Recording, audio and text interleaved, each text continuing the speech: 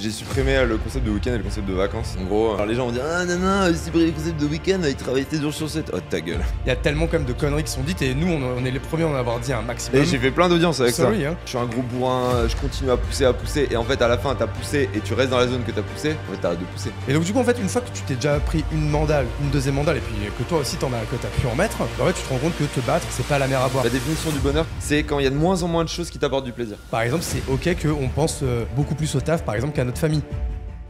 Mais là en plus c'est marrant parce que là du coup ça règle donc franchement là, je pense que c'est parti quoi. Ouais c'est parti ouais. Et du coup c'est cool parce qu'en fait je pense qu'on a parlé au moins pendant 20 minutes avant et en fait c'était 20 minutes de trucs qui auraient été cool de mettre dans le podcast donc on va essayer de les remettre. Ouais. Tu me parlais d'un concept intéressant, c'est que t'avais supprimé le concept de week-end chez ouais. toi.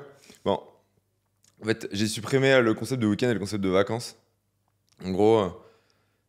En fait, ça veut pas dire. Alors, les gens vont dire ah non, j'ai supprimé le concept de week-end, il travaille 7 jours sur 7. Oh, ta gueule.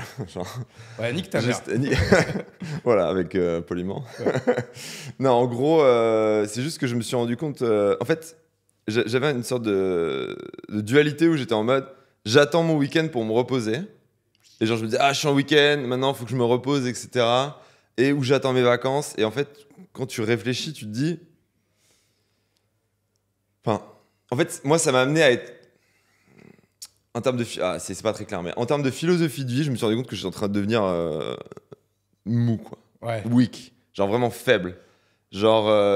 Et en fait, cette décision, si je te la donne pas sans le contexte, te dire ah ouais, il a supprimé les week-ends, c'est pas. Mais en fait, tout est parti de. En fait, j'ai 3 phases dans ma vie, tu vois. Et la dernière phase a commencé récemment. J'ai une première phase où, genre, j'étais vraiment à tout faire, à pousser à fond en permanence quand j'étais jeune. Parce que mais je poussais dans la mauvaise direction, tu vois. J'étais une grosse brêle, genre tu vois, par exemple, je bossais à McDo pour payer mes études, donc je me donnais à fond. Je faisais 1h30 de transport parce que j'avais été pris qu'à un McDo, j'en ai déjà parlé, je vais pas... Mais bon, j'étais payé 8,30€ de l'heure, et en fait, j'avais dit... Je suis d'ailleurs déçu que t'aies pas pris ton t-shirt McDo. Ouais, là, aujourd'hui, j'ai... Du coup, j'ai pris un t-shirt de ma boîte, je me suis dit, c'est ça le t-shirt McDo sur ma boîte, je me dis, allez, je prends ma boîte. Ouais. Et du coup, bref, j'étais pris un McDo, etc. Et en fait, j'avais dit à mon père, en gros, mon père m'avait dit, non... Si je te paye tes études, comme ton frère et ta sœur, tu fais ça, il y a des règles. Tu vois. Ouais. Moi, j'avais dit, va mourir, papa. Et maintenant, je me rends compte que c'était très puéril, mais long story short, prenez soin de vos parents et essayez de les voir au maximum, parce que c'est le truc le plus précieux qu'on a. Et c'est un truc dont on se rend compte quand on devient plus vieux, quand on arrête d'être con. Mais à cette époque-là, voilà, j'étais dans l'opposition et je dis à mon père, non, moi, je veux pas tes règles, donc je vais travailler à McDo, je prends une coloc avec des potes et je suis indépendant. Tu vois. Ouais. Et donc, je travaillais à McDo, j'y passais 12 heures, je faisais 1 heure aller, 1 heure retour pour bosser 3 heures, donc pour gagner 24 balles, ça me prenait 5 heures, quoi. Ouais, de ouf. Donc, et je forçais, j'étais dans l'équipe de rugby, j'étais à la fac. Mais en fait, j'avais pas vraiment de stratégie, juste je me donnais à fond et j'étais en mode, j'avais ce besoin irrépressible de réussir, tu vois. Donc, je forçais comme un malade, mais dans la mauvaise direction. Pareil, quand j'allais faire la course à pied, genre, je sortais, je courais 1 heure le plus vite possible, je rentrais chez moi. T'étais un pusher, quoi. Voilà, je pushais, mais... Et genre le week-end, des fois, je dormais 17 heures d'affilée, tu vois. Ouais, ok. Et genre, j'étais tous les jours, je me réveillais et j'avais pas envie de vivre ma journée, c'était horrible.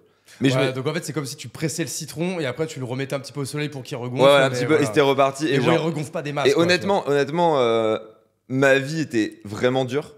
J'étais pas malheureux, mais ma vie était vraiment dure. Genre tous les matins, mon réveil sonnait, c'était une torture. Ouais, je me souviens de chaque réveil, tu vois. Genre, quand tu te réveilles, tu sens encore la frite, tu vois. Dans ton vieil appart avec le plafond qui fuit où t'as eu un dégât des eaux pendant la nuit. À Grenoble. Oui, à Grenoble. Ah ouais, j'adore Grenoble. Mais j'étais dans une vieille résidence, c'était hyper mal isolé, la voisine, elle était tarée. Bref. Et donc j'ai eu cette phase-là. Après, j'ai commencé, donc Germinal au début, gros tryhard, etc. Genre, travailler 70 heures par semaine, je forçais. Mais là, il y avait un peu de reward quand même, du coup. Oui, il commençait à y avoir du reward. Mais du coup... Là, j'ai commencé à comprendre comment forcer un peu plus intelligemment. Et là, j'ai une phrase, tu vois, avec beaucoup de classe, comme on me connaît habituellement. Genre, je me souviens avoir dit à ma sœur, et je pense que ça a été un turning point dans ma vie, tu vois, mais un mauvais. Oh, c'est bon, ça fait 10 ans que je bouffe de la merde, j'ai le droit de me reposer un peu, tu vois. Et là, j'ai commencé à devenir lazy. Lazy, ouais. Vraiment, fainéant en mode. Ouais, franchement, le week-end, est-ce que je pourrais pas bosser qu'en fait que 5-6 heures par jour? Puis tu sais, un peu tout ce délire des solopreneurs à dire, en fait, je pourrais bien gagner ma vie en bossant moins. C'était pas fort, mais que... Mais c'est vrai que ça a été hyper mainstream ce message, et moi j'avoue que je reviens grave en fait de ce Et j'ai commencé à me laisser aller, tu vois. Pas beaucoup, hein. J'en ai parlé récemment à mon co-founder. Il me dit j'ai pas vu cette face chez toi. Je dis ouais, c'était dans ma tête, genre. Ça a commencé, tu vois, vraiment. Ouais. Et j'étais en mode je peux me faire plaisir. Quand même, je peux me prendre un plus grand appart. Je peux me prendre des plus grandes vacances. Il y a des trucs que j'aime pas faire au taf, donc je vais rester dans ma zone de génie, tu vois. Ouais. Et donc je vais arrêter de faire les trucs que j'aime pas. Tu vois, dans mon taf, donc j'aimais pas un truc, je trouvais quelqu'un pour le faire. J'avais des conversations difficiles à avoir. Je me disais non mais c'est des gens qui sont toxiques. En fait, il faut que j'arrête de leur parler. Tu vois, tous ces trucs de... Et par ailleurs, les gens qui sont la toxicité des gens et tout, c'est des vrais sujets, tu vois. Genre, mais en fait, la santé mentale et tout, c'est des vrais sujets, mais en fait, il y a le vrai sujet des gens qui souffrent et il y a les 90% de gens qui se servent de ça parce qu'ils sont en train de devenir putain de mou, en fait. Et ouais. En fait, t'as passé trop de temps sur LinkedIn, en fait. Ouais, j'ai passé trop de temps sur LinkedIn. Mais en fait, c'est ça, hein, là, on va spoiler un peu, mais grosso modo, si vous passez trop de temps sur LinkedIn, vous allez devenir mou, quoi. Parce qu'en fait, il y a tellement quand même de conneries qui sont dites, et nous, on est les premiers à en avoir dit un maximum. Et j'ai fait plein d'audience avec ça. Hein. Et non, vraiment, le point où je me suis dit que vraiment, c'était plus possible, c'est, je me suis dit, vas-y, je me remets à la course à pied et tout. Parce que ça faisait 10 ans que je me blessais, et je me suis dit, il faut que je me remette à la course à pied, parce qu'en fait, j'étais arrivé à un point où je m'étais tellement blessé, mais sans essayer de me guérir, tu vois. J'étais allé vaguement chez le kiné, tu vois, pendant 10 ans. Ouais. Ça faisait 10 ans que je me plaignais. Le sport, j'étais devenu faible avant tout le reste. Ok. Et en fait, c'est devenu un... C'est marrant parce que le sport, pour moi, c'est vraiment le truc où j'ai forcé le plus fort et le plus vite au début. Et le premier truc que j'ai lâché, tu vois. Et je me disais non, et je dis à ma copine, non, mais tu sais, j'ai une tendinite du fessier latin. En fait, moi, tu sais, je peux plus courir, je peux plus faire de rando et tout. Et il y avait plein de trucs que je faisais plus avec ma copine parce que je pouvais plus. Et là, je me suis dit, bon, c'est fini, il faut que je m'y remette parce que là, je fais plein avec ma meuf. Parce qu'en fait, quand tu deviens lazy, elle, en plus, elle pousse, tu vois. Et quand tu deviens fainéant comme ça, je me dis, allez, je m'y remets, je me remets à me faire de la course à pied et tout. Je me blesse pas. Bah oui, quand tu vas chez le kiné, que tu fais les exercices, oh, quelle surprise! Ça fait 10 ans que tu as une blessure, elle disparaît en 3 mois. Oh là là. Bref, quand tu arrêtes de raconter des excuses. Et là, je vais faire un semi-marathon. Mec, je m'étais entraîné, mais genre, la méthode et tout, parce que maintenant, je sais comment tirer le meilleur de moi-même, tu vois. Je commence à me connaître quand même, quand t'as passé la trentaine. Et au 18e kilomètre, je m'étais jamais autant entraîné de ma vie, tu vois. Genre, mais j'adorais m'entraîner, tu vois. Genre, j'aimais m'entraîner, j'aimais aller courir, j'étais content de faire ce semi-marathon, tu vois. Il y avait quand même un truc de plaisir. Je me remets à courir, c'est génial, tu vois, c'était pas... Donc c'est un peu toujours dans cette faiblesse, tu vois. Genre, je me faisais plaisir, tu vois, comme quand tu vas à un bon resto, tu vois. Il y a des gens qui détestent courir, moi j'adore courir, tu vois. Et là, au 18e kilomètre, je me dis, ah, c'est trop dur. Vraiment, ah, c'est trop dur. Et je ralentis. Donc t'as niqué tout ton temps que t'avais. Non, j'ai fait un temps bien parce que je m'étais bien entraîné. Mais mec, j'ai jamais accéléré du semi-marathon. J'ai jamais réussi mentalement à accélérer. J'ai juste couru. Et là, j'ai croisé Jean de Collective. Le mec, il s'était moins entraîné que moi, clairement. En plus, lui, il faisait la Saint-Élion 2 ou 4 semaines plus tard. Donc, clairement, c'était juste une course. Et j'ai fini 10 secondes avant lui. Alors que, clairement, je m'étais plus entraîné. Moi, je m'étais entraîné pour la course, alors que lui, il avait une autre course beaucoup plus importante. Ce que tu es en train de dire, c'est que lui, en fait, il a accepté de se faire mal. Alors ouais, que non, toi, mais moi, pas te faire mal, j'aurais été dans sa tête. Il aurait eu mon mental. Il aurait fait 10 minutes derrière moi. Ouais. Et lui, il est fini, il était au bout de sa vie et tout. Et moi, j'étais là, je me suis dit, mais en fait, mec, et juste, quand ça a commencé à devenir dur, mon cerveau fait, oula, non, oula, c'est dur là, qu'est-ce que tu fais? Non, ralentis, respire, ralentis. Waouh. Et vraiment, ça m'a choqué de finir cette course frais.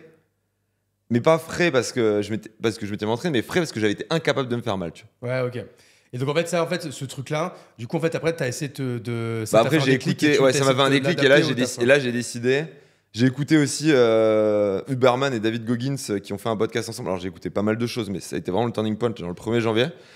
Et j'ai dit maintenant, tous les jours, je me lève et je bourrine. Tous les jours. Et du coup, pour revenir en fait à la question en fait d'intro, en fait, comment du coup dans ce nouveau lifestyle, on va dire, t'as supprimé le principe du week-end et en fait t'as quelque chose de linéaire en fait. Tous les jours, je me lève. En fait, j'ai 3 activités principalement maintenant dans ma vie. C'est famille, amis, c'est le plus important. Collègues que j'apprécie, c'est passer du temps avec eux de qualité, être 100% avec eux, couper mon téléphone, etc. Sachant que maintenant, je bois plus d'alcool, etc. Donc en plus, franchement, quand tu passes du temps, si tu passes du temps sans téléphone, sans alcool, avec des gens que tu n'apprécies pas, tu vas vite te rendre compte. C'est un type, ça. Genre, c'est très, très chiant. Donc ça, c'est le truc tout en haut. Après, si je me repose, c'est hyper important de se reposer. Mais c'est pas le week-end que je me repose. C'est quand j'ai besoin de me reposer, je me repose. Et me reposer, c'est dormir. Ouais, mais carrément. Donc je me couche tôt, je me lève tôt. Et ou l'après-midi, par exemple, des fois, je sais pas, c'était samedi après, j'ai fait 2 heures de sieste, je me suis réveillé, je suis resté dans mon lit. Mais c'est pas genre, j'ai plus de Netflix, plus de YouTube, j'ai plus de vidéos, j'ai fait disparaître tout ça. Alors, ma vie, pour certains, c'est la définition du. D'ailleurs, on peut parler parce que les 30 premiers jours, c'est un enfer. Vraiment, c'est horrible. T'es là en mode. Bah, je pense que c'est comme quand t'arrêtes de fumer, exactement. ou que t'arrêtes de boire, ou que t'arrêtes de. C'est terrible. Voilà, mais les effets sur ton corps sont genre, tu fais waouh, genre vraiment. Et physiquement, t'as envie d'aller regarder une vidéo, t'as envie de te poser dans ton lit, ton canapé pour regarder une vidéo. Alors ça, du coup, la question que les gens peuvent se poser, que même moi le premier, je peux me poser, parce que c'est ça que moi je consomme énormément de podcasts, mais que ce soit encore une fois des podcasts business ou des podcasts d'histoire ou des podcasts d'économie ou quoi. Et troisième truc, c'est je force comme un bourrin. Voilà. Et après le reste, c'est le temps. Le reste de ma vie, c'est je fais des trucs que j'ai pas envie de faire, mais je sais qu'ils sont bons pour moi. Donc c'est important, qu'ils sont bons pour moi. Je vais pas. Et donc par exemple, je détestais l'escalade, je me suis mis à l'escalade. Parce que la course à pied, c'était devenu trop facile, donc je continue la course à pied, mais je déteste l'escalade, du coup je fais de l'escalade. Genre, je détestais faire le ménage. Je dis ouais, je me mets à faire le ménage. Ma meuf, du coup, ça la fait marrer parce qu'elle me voit. Et parce que je sais aussi que c'est bien pour ma relation, etc. Tu vois, de vraiment équilibrer. Parce que ça fait 10 ans qu'elle fait un peu plus que moi, donc maintenant c'est moi qui fais un peu plus qu'elle, tu vois. Okay. Et genre, je me réveille, je me dis, ok, il neige dehors. Est-ce que je préfère aller courir dans la neige ou aller courir sur du tapis, tu vois, en station? Je préfère aller courir sur le tapis. Bah, allez, je vais courir dans la neige. Okay. Et à chaque fois dans ma vie, genre, j'ai le truc, c'est quoi le truc que je préfère? Bah, je fais l'autre. Systématiquement. Mais alors ça, du coup, c'est quoi l'esprit? L'esprit de se faire mal, en fait, quoi? Bah, l'esprit, c'est de se faire mal et juste d'entraîner ton cerveau à genre devenir plus fort mentalement. Et en fait, il y a des... Huberman, il en parlait, il y a un neuroscientifique américain qui fait une étude récente qui, en fait, tu développes une partie de ton cerveau en faisant des choses que tu détestes. Est-ce que c'est pour ça que là, on est en plein mois de février, que t'es arrivé au podcast en t-shirt? Oui. Ok. C'est parce que du coup, maintenant, en fait, tu préfères avoir froid que chaud, quoi. Ouais. Et ça, mais c'est intéressant parce que t'es pas le premier en fait à me dire des trucs comme ça. Et ça, en fait, c'est quoi en fait? C'est un truc du quotidien en fait, de se dire, bah du coup, on devient moins lazy, on se plaint moins et on est plus résistant en fait aux petites douleurs du quotidien en fait, sur lesquelles les gens se plaignent, quoi. Moi, c'est un process qui prend du temps parce qu'au début, c'est juste vraiment dur. Et en fait, tu te rends compte que pour moi, il n'y a qu'une seule et unique expérience maintenant dans la vie où les humains se font vraiment mal dans les sociétés occidentales. Attention, sociétés occidentales privilégiées. C'est-à-dire, il y a des gens qui ont des salaires qui sont bas où c'est très compliqué, qui sont dans des... Alors, il y a des pays, 80% du monde, je pense, c'est compliqué aussi. Donc attention, là, on est en train de parler de personnes privilégiées dans un pays privilégié. Donc, on est bon. Non, juste qu'on soit bien d'accord. Hein. Parce que ce que je suis en train de te raconter... Tu te lèves, tu vas en discuter avec un mec qui galère, un agriculteur qui gagne 9 000 € par an, net à la fin, et qui tous les jours doit s'occuper de ses vaches, etc. Il va me dire oui, travailler tous les jours, ça s'appelle ma vie. Juste qu'on soit bien clair. Excuse-moi, j'ai perdu ta question. Non, en fait, la question, c'est qu'on parlait en fait du fait de s'imposer.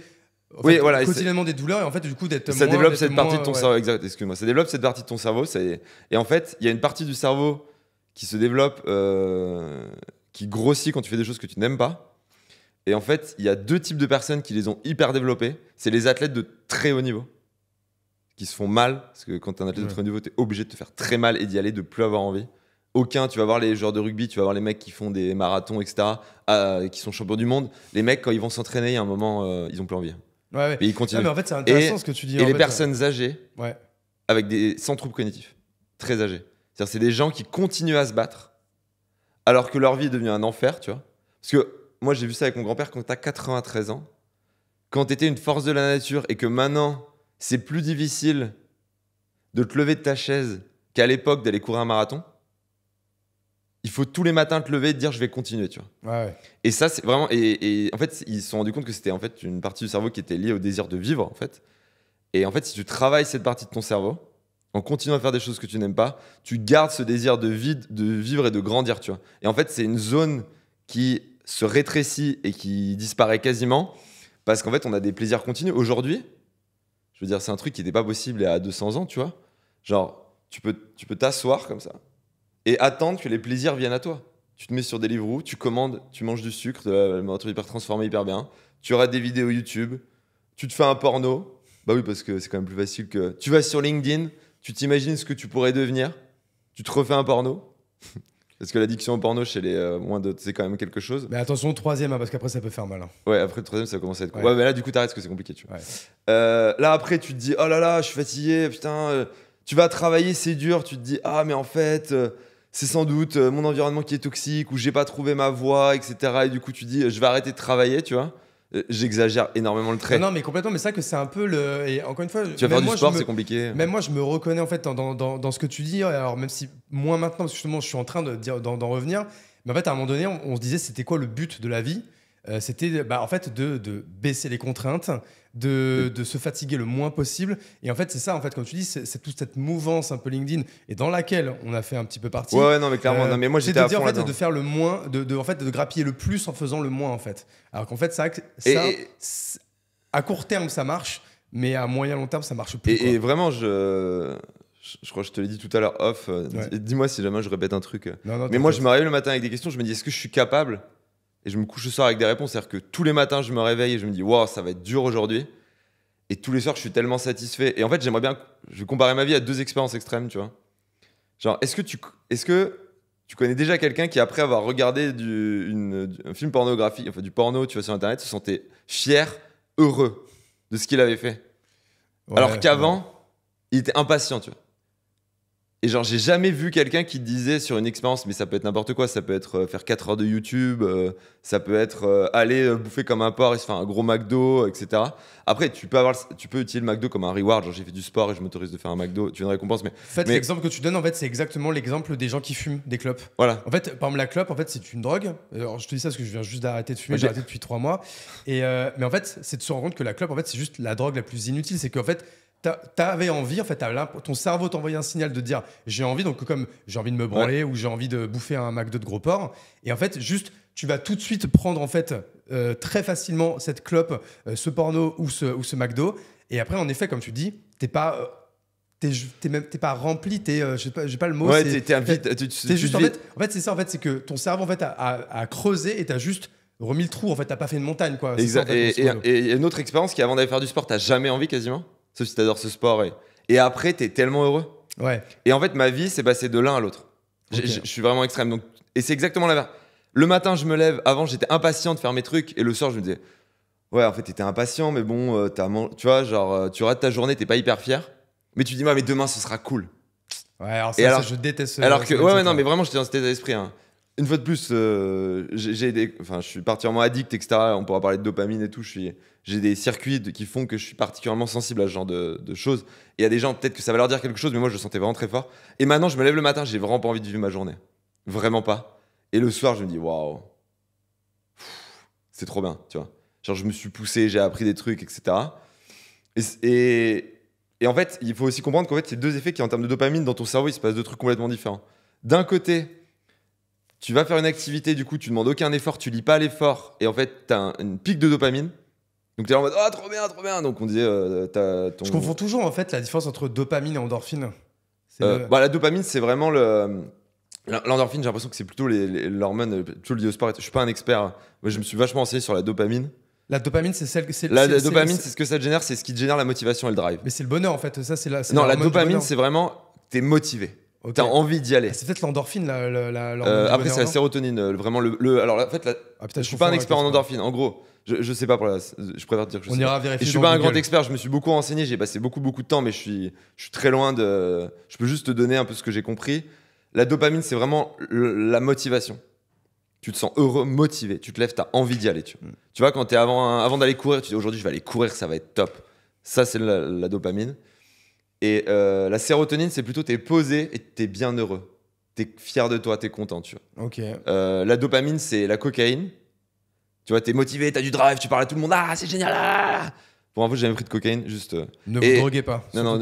Après, on pourra parler de l'usage des drogues. Même en ce qui me concerne, les drogues ont des effets démultipliés sur moi. Ce qui fait que même sur des des tiers de dose, j'ai des effets x10 sur tout ce que je prends. Du coup, je suis un très bon candidat au suicide pendant une prise de drogue. Mais c'est très très compliqué parce que mes highs et mes bats sont très très hauts, très très bas, même sur des tiers de dose, c'est catastrophique.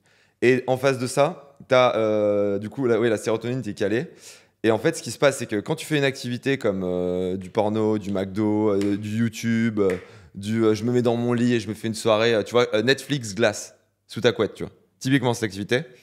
T'as un shoot de dopamine, du coup, ton cerveau, il sait qu'il va avoir un shoot de dopamine, donc il a envie d'y être. T'y es, tu te sens bien, et la vérité, c'est que tu te sens bien pendant quelques dizaines de minutes. Exactement de décrire le truc de la clope. Et derrière, t'as un creux. Ah ouais. T'as un creux. Alors que quand tu lis ton activité avec quelque chose de painful, en fait, tu reprogrammes ton cerveau. C'est-à-dire le sport, c'est difficile avant, donc t'as pas envie d'y aller parce que tu sais que ça va être dur. Mais en fait, tu lis ta dopamine à un effort, et en fait, c'est un effet chimique sur ton cerveau qui fait que t'as pas de creux, et que même ta baseline, donc ton niveau de dopamine moyen augmente. Ouais. Donc en fait, d'un côté, tu as un truc que tu as envie de faire qui est facile, qui ensuite te fait plonger et qui baisse ton niveau de moyen dopamine sur plusieurs jours. Ce qui fait, et plus tu vas essayer d'aller chercher des pics, parce qu'après tu as un creux, plus tu vas redescendre bas, plus tu vas te sentir déprimé, moins tu vas monter haut. Mais c'est ce qui se passe avec une clope, si t'enchaînes des clopes ou t'enchaînes du coca. Ça, en fait, toutes les heures, en fait, dans ton cerveau, il te dit, il me faut ma dose de nicotine, et donc du coup, tu dois venir le remplir. Et en fait, tu fais ça, et tu tombes, et t'es de plus en plus déprimé, t'essaies de remonter, t'y arrives pas. Ouais. Alors que de l'autre côté, tu montes pas très haut, et puis tu redescends moins bas. Et du coup, tu te sens mieux qu'avant. Ouais. Et du coup, tu te sens mieux. Et moi maintenant, moi je suis arrivé dans un état où, avant, franchement, j'attendais mon week-end. Moi, des fois, je me levais le matin et j'attendais ma série Netflix du soir. Ah ouais. Et avec impatience, tu vois. Je me disais, maintenant, je me lève, j'ai pas envie de vivre ma journée, j'attends rien parce qu'il y a rien le soir. Le soir, il y a à me coucher. Okay. Ah ouais, mais par contre, j'ai un niveau de drive, de motivation. Genre avant, j'avais des downs, avant, j'avais des bas assez. Où j'avais des syndromes dépressifs légers, tu vois, en mode, mais pourquoi je fais ça? Pourquoi est-ce que j'ai ce travail? Pourquoi est-ce que je m'impose ça, etc. Non, mec, je me réveille. J'ai toujours envie, quoi. Et je sais que ça va être dur. T'as un truc, toi, mais j'ai envie d'y aller. T'as des routines, t'as une heure de réveil, t'as une heure de coucher, t'as une sorte de. Est-ce que tu mets de la discipline dans tes routines, tout ça et tout? Ouais. Après, je pense que ces routines, elles vont changer, donc je vais les donner pour dire ce qui marche pour moi. On pourra en parler, tu vois, l'exposition au froid, etc. Il y a plein de gens qui font plein de types. Moi, j'ai beaucoup testé sur moi pour voir ce qui marche. Ouais. Parce qu'il y a des trucs, par exemple, on m'a dit, ouais, faut faire ci, j'ai essayé. Je fais non, franchement, c'est de la merde. Ah, mais ça, en fait, les gens, ils doivent. En fait, il faut trouver pour toi. Ouais, après, tu dois essayer le bon truc. Moi, ce que je fais, c'est que j'ai essayé un truc pendant un mois, je vois ce que ça donne. Après, si on pourra parler, c'est intéressant. Bon, la phase où quand j'ai tout arrêté là. Pornographie, YouTube, Netflix, manger, me faire des gros goûters chocolat sous ma couette, me faire la glace le soir et me récompenser avec de la bouffe. Genre pendant 30 jours, vraiment, j'étais pas bien. Et du coup, qu'est-ce que je fais? En gros, moi, j'ai des principes de base. En fait, j'ai regardé comment est-ce que tu peux augmenter ton niveau de base de dopamine pour être plus motivé. Donc j'ai regardé, en gros, c'est assez simple. Alors après, tu as des compléments et tout, mais juste, on va faire le simple parce que moi, je prends pas de compléments alimentaires parce que je considère qu'il y a un moment, si je me rajoute de la charge mentale pour optimiser de 3%, c'est quoi, j'ai qu'à aller courir. Hein. Ouais. Je veux dire, non, mais il y a un moment, les mecs, ils passent leur journée. Derrière, il y a des études qui montrent que plus tu essaies d'optimiser, moins tu fais les trucs de base bien. C'est ça, en fait, c'est un peu la même chose. Je fais une parenthèse dans la parenthèse, un peu comme. Et moi, j'ai eu ce problème-là avec les gens qui sont obsédés par la productivité. Ouais. En fait, après, tu passes plus de temps. En fait, à essayer d'être plus productif et en fait, du coup, tu perds encore plus de temps, quoi, tu vois. Voilà, exactement. Et par exemple, moi, ce que j'ai vu, c'est le truc, la base de tout, c'est ton sommeil. Ouais, alors ça. Non, mais, et on a beau le répéter, ton sommeil. Moi, maintenant, mon sommeil, c'est genre. Donc, pas d'écran 2 heures avant d'aller te coucher, etc. Ouais, ça, j'arrive pas encore. Tu vois, c'est compliqué. Hein. Des fois, j'arrive moins bien, etc. Tu vois, par exemple, que je suis à Paris, là, je retombe dans mes anciens trucs. Ouais. Parce que j'ai pas été suffisamment à Paris. Du coup, hier soir, j'étais là à minuit sur mon téléphone, je fais oh putain. Et ben tu sais que pareil, en fait, moi, quand je suis à Paris, du coup, pour enregistrer les podcasts, pareil, genre, j'arrive pas à retrouver ma discipline du coucher, ma discipline du lever. Moi, par exemple, quand je suis à Paris, tu vois, c'est pour ça que là, t'es le premier de la journée, on commence à 10h, mais genre, jamais je me mettrais un podcast à 8h, alors que moi, à Bordeaux, je me lève à 6h. Et à 6h15, je bosse et je suis trop content, j'y vais le couteau entre les dents et tout. Quand je suis à Paris, c'est comme si, genre, j'étais sorti de. C'est comme une cour de récréation, mais du coup. J'aime pas parce que je me dis putain je me sens un peu weak, tu vois, un peu easy, quoi. Je suis d'accord, et quand on sort de son environnement, et ben en fait c'est hyper en fait c'est juste que je reviens à l'ancien moi et en fait tu sais souvent dit et je trouve que ça c'est vrai, il faut tuer ton ancien toi, tu vois. Et moi j'ai tué ce mec qui était influenceur LinkedIn, j'ai tué ce mec qui faisait du service et j'ai tué ce mec qui était en train de devenir fainéant, tu vois. Et bref, et du coup ce qui se passe c'est que qu'est-ce que je fais le matin? Donc sommeil, je me réveille et je vais regarder en fait t'as des neurones dans le haut des yeux qui en fait te font augmenter ton taux de cortisol. Le cortisol, c'est quelque chose qui peut être mauvais, mais qui est bon le matin, etc. Enfin, qui est quelque chose qui est positif. En fait, ça te réveille, quoi, normalement. Et du coup, quand tu sors dans l'heure autour du lever du soleil, avant et après, donc après ça marche plus, parce que c'est un certain niveau d'inclinaison du soleil qui fait ça, ça te réveille, et en fait tu te sens hyper bien, et en fait ça te clean, et ça fait que tu seras moins sensible aux écrans bleus. En fait, plus ta journée passe, plus tes yeux sont sensibles aux écrans, parce qu'ils cherchent en fait cette lumière, tu vois, entre guillemets, et c'est ce qui fait que le soir, en fait, si tu t'es pas levé suffisamment tôt et que le soir tu auras des écrans, ça te réveille. Et je sais pas si t'as déjà eu ce sentiment où tu rentres de boîte à 7h du mat, le soleil se lève et là d'un coup t'es réveillé. Ouais. Et ben en fait, je sais pas si du coup c'est parce que t'es en descente, en non, montée, c'est le cortisol. C'est ta montée de cortisol, le lever du soleil, c'est neurologique, etc. Donc si tu fais ça tous les matins, moi je fais ça tous les matins, du coup je sors, il faut sortir 10 minutes, hein, tu veux marcher 10 minutes. C'est ça qu'en fait tu vas dehors en fait quand tu vas dehors au soleil, il faut enlever tes lunettes, lentilles, etc. Par contre, tu rates pas le soleil comme un débile, hein. Juste t'es dehors et moi je marche 10 minutes, ça me fait du bien. Et puis alors, pareil, il y a plein d'études qui ont montré que ça fonctionnait, mais dans tous les cas, te lever, aller marcher 10 minutes dehors, ça fait pas de mal. Voilà. Ouais. Juste quel que soit le truc. Donc ça, déjà, ça te réveille bien. Ça quand le soleil est en train de se lever, en fait, c'est ça? Ouais, dans l'heure qui suit. Donc en ce moment, tu vois, il faut sortir entre 8h15 et 9h15. Quoi. Ok. C'est ça que le soleil peut déjà être levé, c'est monte quoi. Non, ça marche plus si le soleil est trop levé. C'est quand il est C'est vraiment dans les premières heures du jour. Première heure du jour. Après, ça fonctionne plus, c'est plus les mêmes effets. Quand il monte, quoi. Ouais. Et c'est pour ça d'ailleurs que plus tu te lèves tard, du coup, t'as pas de shoot de cortisol, du coup, t'es sleepy, t'es tout endormi, tu mets longtemps à te réveiller. Et du coup, et plus la journée passe, quand t'as pas eu ce shoot le matin, plus t'es sensible aux écrans bleus. C'est ce qui fait que les écrans bleus te tiennent réveillé le soir. Okay. Et que du coup, t'as du mal à t'endormir. Et du coup, tu décales. Et moi, je pensais que j'étais un oiseau de nuit, tu vois, parce que je me couchais toujours très tard, jusqu'à 1h du mat et tout. Et là, maintenant, je me réveille à 6h15, 6h30, en hiver. Et je sors, c'est... Bref. Après, tout le monde teste ces trucs, il y a des gens ça va pas marcher. Pareil, moi je suis pas du tout en mode moralisateur là-dessus sur l'heure du coucher ou quoi. Moi encore une fois, je fais ça parce que je fais beaucoup de sport le midi. Donc en fait, c'est juste en fait augmenter en fait l'amplitude horaire de ma journée pour pouvoir en fait avoir le temps de tout faire, avoir le temps de pareil moi à 4h30 2 fois sur 4, je vais chercher ma fille à l'école. Tu vois, il faut que je fasse beaucoup de choses dans ma journée. Donc en fait, le moyen le mieux en fait, c'était de se lever plus tôt et plutôt que de se coucher plus tard. Tu vois. Et du coup, en gros, ce que je fais, c'est que je me réveille, je fais passer 10 minutes dehors. Moi, je me fais une douche froide. Ça augmente ça augmente ta baseline ton niveau de base de dopamine. La lumière du soleil le matin. Bon sommeil. Douche froide. Moi, je fais des douches froides, je fais 1 minute, 1 minute 30. Ah, ça, je sais que j'y arriverai pas. Alors, moi, j'ai vraiment eu du mal. Et en fait, j'ai dû trouver le moment où j'y arrivais. Et j'ai vachement testé. C'est ça que tu mets la douche froide, mais après tu remets du chaud ou pas? Non, je finis par du froid. Après, ce que tu peux faire. Ou tu commences par du chaud et tu finis par du froid. Alors, quand c'est dur, je commence par du chaud, je finis par du froid. Et c'est beaucoup plus facile. En fait, c'est d'être mouillé et tu descends doucement. Et en fait, le truc, c'est qu'après, tu te sens bien quand même. C'est qu'en fait, tu te douches normal, tu te laves et tout. Ouais, et à la fin, il faut que la dernière minute, c'est en mode. Voilà, ça, c'est quand c'est dur. Sinon, je fais que froid. Mais il y a des moments où j'arrive pas et du coup, je fais ça. Mais ça, c'est bien aussi déjà de faire ça. Ouais, en fait, ça t'augmente ton niveau de dopamine pendant 5-6 heures. Et t'es plus motivé. Après, il y a des gens c'est qui ça marche pas pareil. Essayez, faites ça 15 jours. Et si tu vois pas de différence, arrête, tu fais pas de mal pour rien. Du coup, comment on sait que ça fonctionne ou quoi? C'est quoi un peu les effets recherchés? Ça augmente ton niveau de dopamine, ça te fait un shoot, en fait, ça te fait un stress. Et du coup, t'as des muscles qui se mettent à trembler, qui te réchauffent, etc. Et en fait, ton corps, il génère de la dopamine en réponse pour survivre au truc, quoi.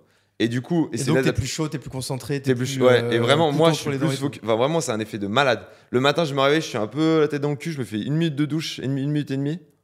Waouh! Genre, j'ai envie d'attaquer, tu vois, ma journée, vraiment. Ouais. Et j'ai vachement essayé. J'ai essayé le soir, j'ai essayé le matin. Et en fait, le meilleur moment, c'est quand je viens de me lever du lit. Ah, donc dès le réveil? Ouais, je me réveille, j'y vais parce qu'en fait, je suis encore chaud. Et du coup, je suis hyper endormi, je suis encore tout chaud et tout. Et du coup, franchement, j'arrive à le faire hyper bien. Et il y a des gens pour qui je pense que ce sera le pire moment. Ah, moi, je pense que ce sera le pire moment. Et avant, je faisais ça. Du coup, je fais ça. Après, je sors tout de suite après. Et soit je sors et normalement, soit je vais courir directement. Je vais me faire 1 heure, 1 heure et demie de course. Tu vas courir 1 heure le matin? Bah, je cours. Oui, non, mais après, moi, je cours tous les jours. Je fais à peu près 400 km par mois. Putain, la vache, t'es chaud. Et du coup, ça dépend parce que là, au Menhir, je peux pas courir. Donc, du coup, je vais à la salle. Donc, du coup, la salle ouvre à 9h. Je sais pas pourquoi, 9h, c'est horrible. Du coup, bref, ça dépend, mais en gros, je fais douche froide, le soleil, exercice. J'attaque le taf. Là, j'essaie de rajouter du café. Normalement, le meilleur moment pour prendre du café, c'est entre 90 minutes et 120 minutes après le lever du sable. Moi, j'avoue que le café, c'est la première chose que je fais. Et une prise. Moi, je bois. En fait, le café, moi, j'essaye parce que moi, ça m'excite et ça me rend. C'est un peu genre tremblant, stressé et tout. Et non, moi, c'est plus. En fait, je pense que c'est plus par habitude. Et puis, en fait, c'est le truc un peu réconfortant du petit-déj. Ouais, moi, non, du café, non, mais moi, du coup, ça me défonce. Oui, mais en fait, le truc, c'est que la caféine, ça te fait un shoot de dopamine, ce qui fait que tout ce que tu fais en prenant de la caféine, tu vas te mettre à l'aimer. Tu vas te mettre à aimer ton mug, tu vas te mettre à trouver ça réconfortant. Et les gens avec qui tu prends du café, tu vas te mettre à plus les aimer. Et du coup, le café, c'est un super truc pour En fait, c'est comme si. Enfin, tu vois, ils se sont rendus compte que en fait, la caféine n'a pas d'odeur et les abeilles ont tendance à butiner, par exemple, les fleurs ou les ingrédients. Et quand ils ont fait des tests avec de la caféine, où il y a de la caféine, ils ne le savent pas, mais ils associent que cette fleur, parce qu'il y a de la caféine, elle est cool. Est meilleure et cool, et du coup, ils y retournent. Et du coup, moi, ce que je fais, c'est que maintenant, les trucs très très durs, et c'est une expérience que j'ai commencé il y a 10 jours, les trucs très durs que je dois faire, genre, il y a des trucs que je suis très très nul, genre faire des présentations, faire des gros docs et tout, je déteste ça. Je prends un café avant et je commence à trouver ça cool. Ah bah ok, bah en fait moi je commence mes journées par les trucs les plus importants, les trucs les plus durs. Ouais, et du coup t'associes ça au café. Je sais pas si je l'associe au café. Moi, non, mais du coup si tu lis tes trucs durs avec ta café, ouais, c'est mon café. Alors, moi je sais que je fais c'est génial. Je sais que c'est pas ouf. Je sais que je prends aussi un jus d'orange ou quoi. Il paraît que non c'est pas bien de commencer par un truc sucré ou quoi. Bon après. Après à un moment, non mais là moi je te donne ce que je fais. Le caféine j'essaye moi. Du coup je fais ça. Après je bosse. Je me fais une sieste, genre en 30 minutes, j'adore faire des siestes, moi. Oui, ça fait 30 minutes.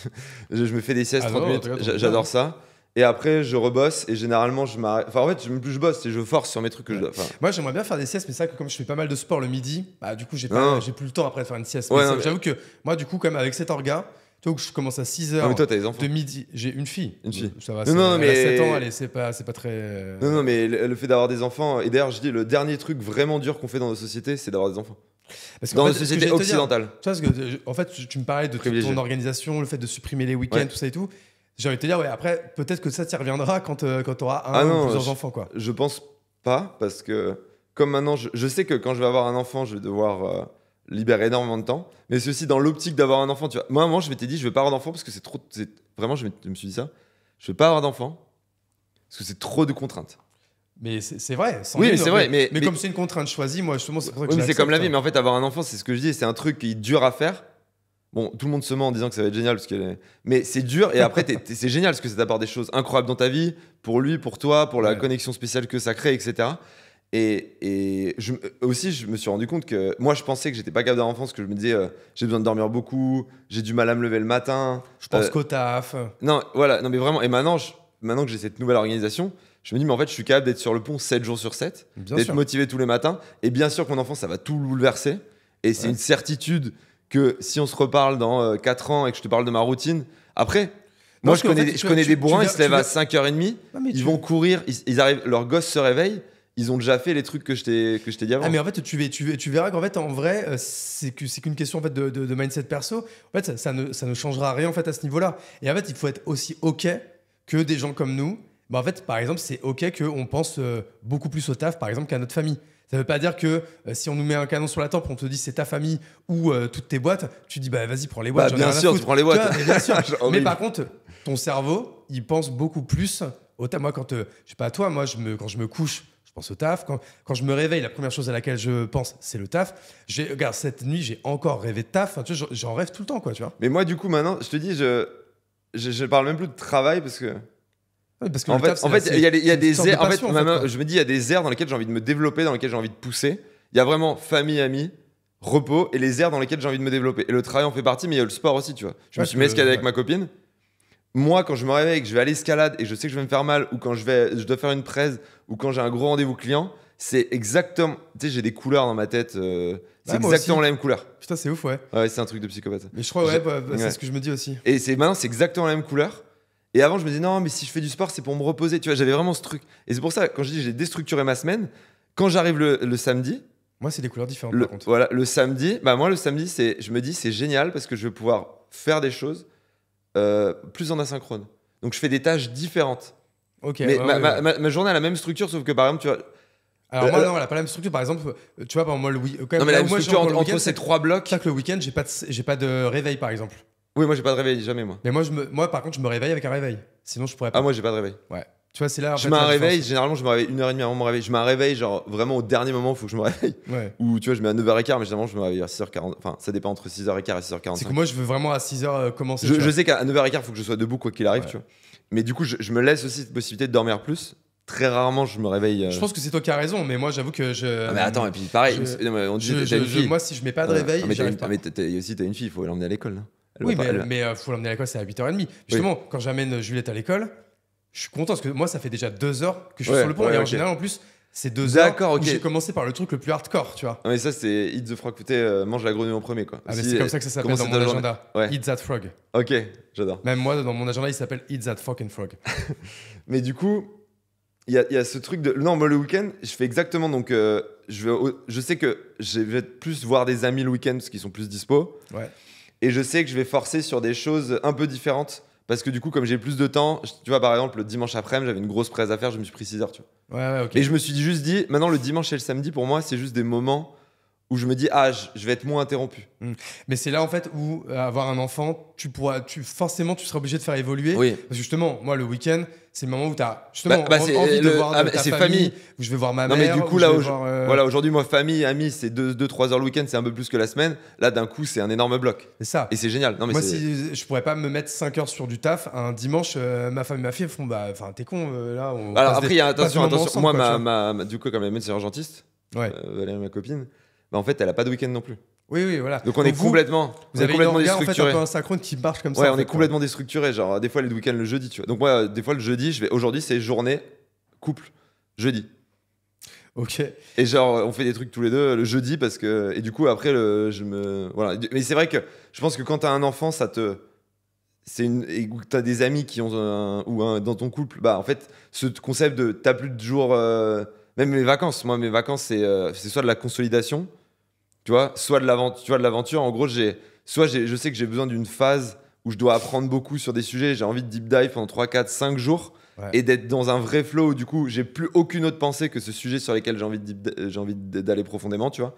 Soit j'ai envie de vivre une aventure, genre partir 7 jours, 10 jours en voyage à vélo, tu vois. Ou là, pareil. C'est comme là, normalement, on devait se voir le mois dernier. Mais finalement, tu pouvais pas parce que ça, tu faisais une semaine de marche ou de vélo, je me rappelle plus. Oui, non, c'était un petit peu plus avant. Oui, j'étais parti. C'était au mois de novembre, peut-être. Ouais, on était parti 10 jours en voyage à vélo. Ouais, voilà, c'est ça. On a fait tous les gros cols des Alpes du Nord. Putain, trop stylé. Et c'était fin septembre, et après, une autre fois, c'était San Francisco, je pouvais pas. Tu m'as insulté mes grands-morts. Ça faisait 3. Tu m'as proposé, ça fait je sais pas combien de fois que tu proposes sur ma. Je suis désolé, je peux pas, je suis désolé. Et là, j'ai décalé mon truc. Ça va marcher cette fois. Toi, c'est-à-dire que toi, les vacances, tu dirais que. J'ai plus du coup, moi, déjà, j'ai arrêté le titre de vacances. Qu'en fait, vacances avant, c'était faut que je me repose. Et en fait, moi, maintenant, le truc, c'est que, alors, ça, c'est depuis que j'ai ma fille. Même depuis qu'elle est à l'école, oui, donc en fait, depuis 3-4 ans. C'est-à-dire que en fait, moi maintenant je cale mes vacances par rapport aux vacances scolaires. Mais c'est vrai que maintenant en fait, je me dis que je suis hyper intense pendant 6 semaines. Et tu sais, les vacances scolaires, c'est toutes les 6 semaines. C'est-à-dire que moi, toutes les 6 semaines, je prends des vacances. Mais encore une fois, moi, les vacances, c'est pas pour se reposer, c'est changer d'air. Donc déjà, en fait, moi, quand je change d'air, tu as mes œillères qui sont comme ça, d'un coup, se réécartent. Et en fait, moi, mon concept de vacances, c'est plus de temps avec ma famille, pas de réveil et surtout pas de visio. Donc pendant tu vois, par exemple, dans une semaine, je pars de 11 jours en Guadeloupe. Ouais. Je vais évidemment taffer pendant la Guadeloupe, mais par contre, il n'y aura pas de réveil et il y aura beaucoup de moments avec ma femme, beaucoup de moments avec ma fille et beaucoup de moments de kiff, évidemment, tu vois. Mais par contre, je suis pas en mode je vais cutter pendant 2 semaines, quoi, tu vois. Oui, c'est ça, mais moi, du coup, j'ai vacances aventure, je te disais, où vraiment, en fait, je vais me dépasser. Genre, parce que quand tu veux faire 10 jours de voyage à vélo, de faire les gros cols des Alpes, tu dors en camping sauvage et tout. Enfin, pour moi, il y a des gens, c'est ok. Pour moi, c'est vraiment me dépasser. Genre, j'utilise toute mon énergie là-dessus, j'ai plus rien d'autre qui compte. À la fois, ça me permet de vivre un moment de progression énorme d'un point de vue sportif, d'aller chercher dans les mylines mentales et de vivre quelque chose avec ma copine, tu vois. Donc, pour moi, c'est génial. Mais là, du coup, il n'y a pas de repos et en fait, je me pousse tous les jours. Donc, du coup, il n'y a pas trop d'introspection pro, quoi. Non, là. Si, après, sur le vélo, quand tu as 7 heures de montée en tu vélo, réfléchis un peu. Tu réfléchis, mais. Et après, j'ai les phases vraiment consolidation. Là, c'est plutôt introspection pro. Là, je me prends du temps pour moi, dans le sens. Je vais continuer à faire du sport, etc. Mais je me prends 4-5 jours et en fait, je coupe de tout le reste parce que je sais que quand ça fait 4-5 jours que je suis monofocus, j'ai des choses qui commencent à venir, tu vois. Ok. Et je le fais une fois par an, quoi. Ouais, parce que moi, c'est ça que j'aime bien en fait pendant ces moments en fait, de changement d'air. Tu vois, c'est juste aller en Espagne, juste aller au bord de la mer, à la montagne ou quoi. En fait, d'un coup, les choses qui. En fait, comme je reprends vraiment cette image des œillères, c'est que d'un coup, en fait, tu fais un pas de recul et du coup, c'est beaucoup plus facile après de réaccélérer. Et c'est pour ça que j'ai besoin d'avoir beaucoup de moments de pause comme ça. Et du coup, c'est l'organisation optimale que j'ai en ce moment, c'est d'être intense pendant 6 semaines. Et en fait, après toutes les Mais tu vois, voilà, mais moi avant, par exemple, j'avais ce truc de dire, bah du coup, je vais me reposer, je vais regarder des séries Netflix, etc. Je vais laisser. Et je me suis rendu compte. Non, je dis pas que c'est ton cas. Mais moi, du coup, quand j'ai ces phases-là, je me fais 2 heures de sport, 6 heures de podcast par jour. Et des fois, je m'assois dans mon canapé et j'écoute un podcast et je réfléchis à ce podcast, tu vois. Et tu fais ça pendant 6 heures. T'as envie de te lever. Mais c'est là où en fait, de garder ce focus, de avoir aucune distraction, de pas rater ton téléphone, etc. Tu vois, de te dire ah mais ouais, j'en ai marre, je vais me faire une petite vidéo. Moi c'était mon truc, c'était les vidéos. Il y a des gens c'est d'autres choses, tu vois. Waouh, genre et tu vois après je fais des activités manuelles, tu vois pour j'ai vu que ça marchait. Enfin par exemple quand je fais à manger, tu vois. Quand tu te fais 2 heures pour faire à manger, et ben là ça vraiment j'arrive à avoir des en effet aller chercher des choses que j'arrive pas à aller chercher sinon quoi. Et après, il y a d'autres moments un peu dans le sport, je trouve que, ou dans le boulot, enfin, surtout dans le sport, quand tu vas forcer vraiment très très fort, t'as quand même des révélations et du recul, tu vois. Quand tu te mets dans un état mental où c'est tellement dur, tu veux tellement arrêter, que t'as vraiment cette négociation dans ta tête, en fait, entre ce mec qui te dit, mais pourquoi tu fais ça? Et l'autre qui lui donne des réponses, tu vois. Genre, parce que je pense qu'on a toujours cette lutte quand tu dépasses un certain niveau d'effort. T'as deux personnes dans ta tête, tu vois. Enfin, et c'est un vrai dialogue. Je pense que c'est vraiment. Ouais. Et je crois que ça a été. C'est un dialogue entre ton toi qui veut arrêter, qui dit mais pourquoi tu fais ça? Ça sert à quoi? Pourquoi tu te fais mal? C'est ton toi, c'est mon tour, c'est ce mec que j'ai laissé grandir chez moi, tu vois, pendant quelques années. Et l'autre qui dit tu peux le faire. Et qui doit aller trouver des ressources mentales, tu vois. Qui doit aller chercher des histoires dans ta vie, des faits, des moments que tu as passés, qui doit aller chercher dans ces ressources, dans ce catalogue de ressources pour juste survivre à cette épreuve, tu vois. Et c'est une activité que j'ai travaillé, du coup, ça te permet aussi de te rendre compte ce qui est important pour toi, tu vois, ce qui te fait frissonner. Et qu'est-ce qui profondément te permet de te dépasser, tu vois. Et toi, là, comment tu fais là, du coup, parce que maintenant, quand tu vas courir, je suppose que tu te fais pas mal tous les jours. Non, bah non, justement, la course à pied, c'est hyper important de. T'as 80% de ton volume en termes de kilomètres où c'est vraiment tranquille. Tu te fais chier presque. Genre, c'est méditatif. Tu cours à 10 km/h, c'est méditatif. Pendant 1 heure, t'es là. Et t'as 20% où tu dois respecter les allures. Et tu te fais mal entre 6 et 8 sur 10, tu vois. Et donc là, c'est de la discipline. C'est OK, je dois courir à, je sais pas, 400 mètres à 3,30 du kilomètre, tu vois. Bon, ça évoquerait, vous en fichez, mais disons à 17 km/h pendant 200 mètres. Puis 1 minute de pause, puis 200 mètres à 17 km/h, encore. Là, il faut bien respecter tes allures. Et des fois, tu souffres, des fois, tu souffres moins. Mais là où vraiment tu te dépasses, c'est le jour de la course. Ouais. Et tu te dépasses le jour de la course et tu te dépasses quand tu vas te lever. En fait, pour moi, c'est les 2 moments où tu te dépasses vraiment, où c'est vraiment dur mentalement. C'est les entraînements qui sont très difficiles. Ça arrive à peu près une fois toutes les 2-3 semaines, j'ai un entraînement très difficile. C'est le jour de la course et c'est quand tu te lèves. Enfin, je veux dire, quand tu es à Grenoble, que tu te réveilles, qu'il est 7h30, qu'il fait 2 degrés, qu'il pleut des cordes, et que tu sais que tu as 1h30 d'entraînement. Quel enfer. Genre, c'est même plus dur que quand tu es en plein effort, tu vois. Ouais. Et genre, tu es là et tu dis, je vais y aller quand même. Et tu dis, non, mais il fait beau à 10h30, dans 3 heures, il arrête de pleuvoir. Et là, tu te dis, bah, c'est justement pour ça que tu vas y aller maintenant. Genre, parce qu'il pleut et que c'est plus dur, tu vois. Et après, oui, dans les efforts, moi, je trouve que dans les courses, tu découvres sur toi. Et tu vois, semi-marathon, du coup, je me suis rendu compte que j'étais une moule. Intellectuellement, physiquement, j'étais très bien. Je m'étais entraîné, je m'étais entraîné 6 fois par semaine pendant 2 mois. J'étais à un niveau correct. Là, je vais avoir marathon de Paris et il paraît qu'il y a le mur du 30e kilomètre, tu vois, en marathon. J'ai jamais fait de marathon. Ouais, pareil, j'ai fait un semi et le marathon, je pense que je serais je suis impatient d'avoir le mur qui me tombe dessus. Je suis impatient de ce moment où psychologiquement tu craques. De voir en fait jusqu'où tu peux aller. Ouais, je suis impatient. Genre vraiment, j'attends que ça. Je m'en fous de mon temps. Moi, je veux savoir ce que c'est de vivre cette expérience où tout le monde te dit tu vas vivre un enfer. Et moi, j'ai envie de dire ça. Je vais savoir qui je suis, tu vois. Ouais, et tu sais, c'est marrant, j'en parlais justement hier, je sais plus avec lequel des invités. Et pareil, je crois que c'était Guillaume Moubèche que j'avais entendu parler de ça, ouais. En fait, qui disait c'est comme le fait de se battre. La plupart des gens sont jamais battus, sont jamais pris de droite dans la gueule ou quoi. Donc du coup, en fait, se battre, c'est quelque chose qui fait vachement peur aux gens. Alors qu'en fait, toi, je pense, vu ta tronche, vu la mienne, je pense que nous, on s'est déjà fait taper dans notre vie, tu vois. Moi, j'ai fait 8 ans de rugby, donc je me suis fait taper, j'ai tapé des gens. Ouais. Voilà. Et franchement, quand on se fait taper, quand on se prend une droite dans la gueule, c'est pas agréable, mais en soi, c'est pas ouf, quoi. Tu vois, ça fait mal une seconde. C'est pire pour l'ego que pour le physique. Hein. Exactement. Ouais. Et donc, du coup, en fait, une fois que tu t'es déjà pris une deuxième mandale, et puis que toi aussi, que tu as pu en mettre, et ben, en fait, tu te rends compte que te battre, bah, c'est pas la mer à boire.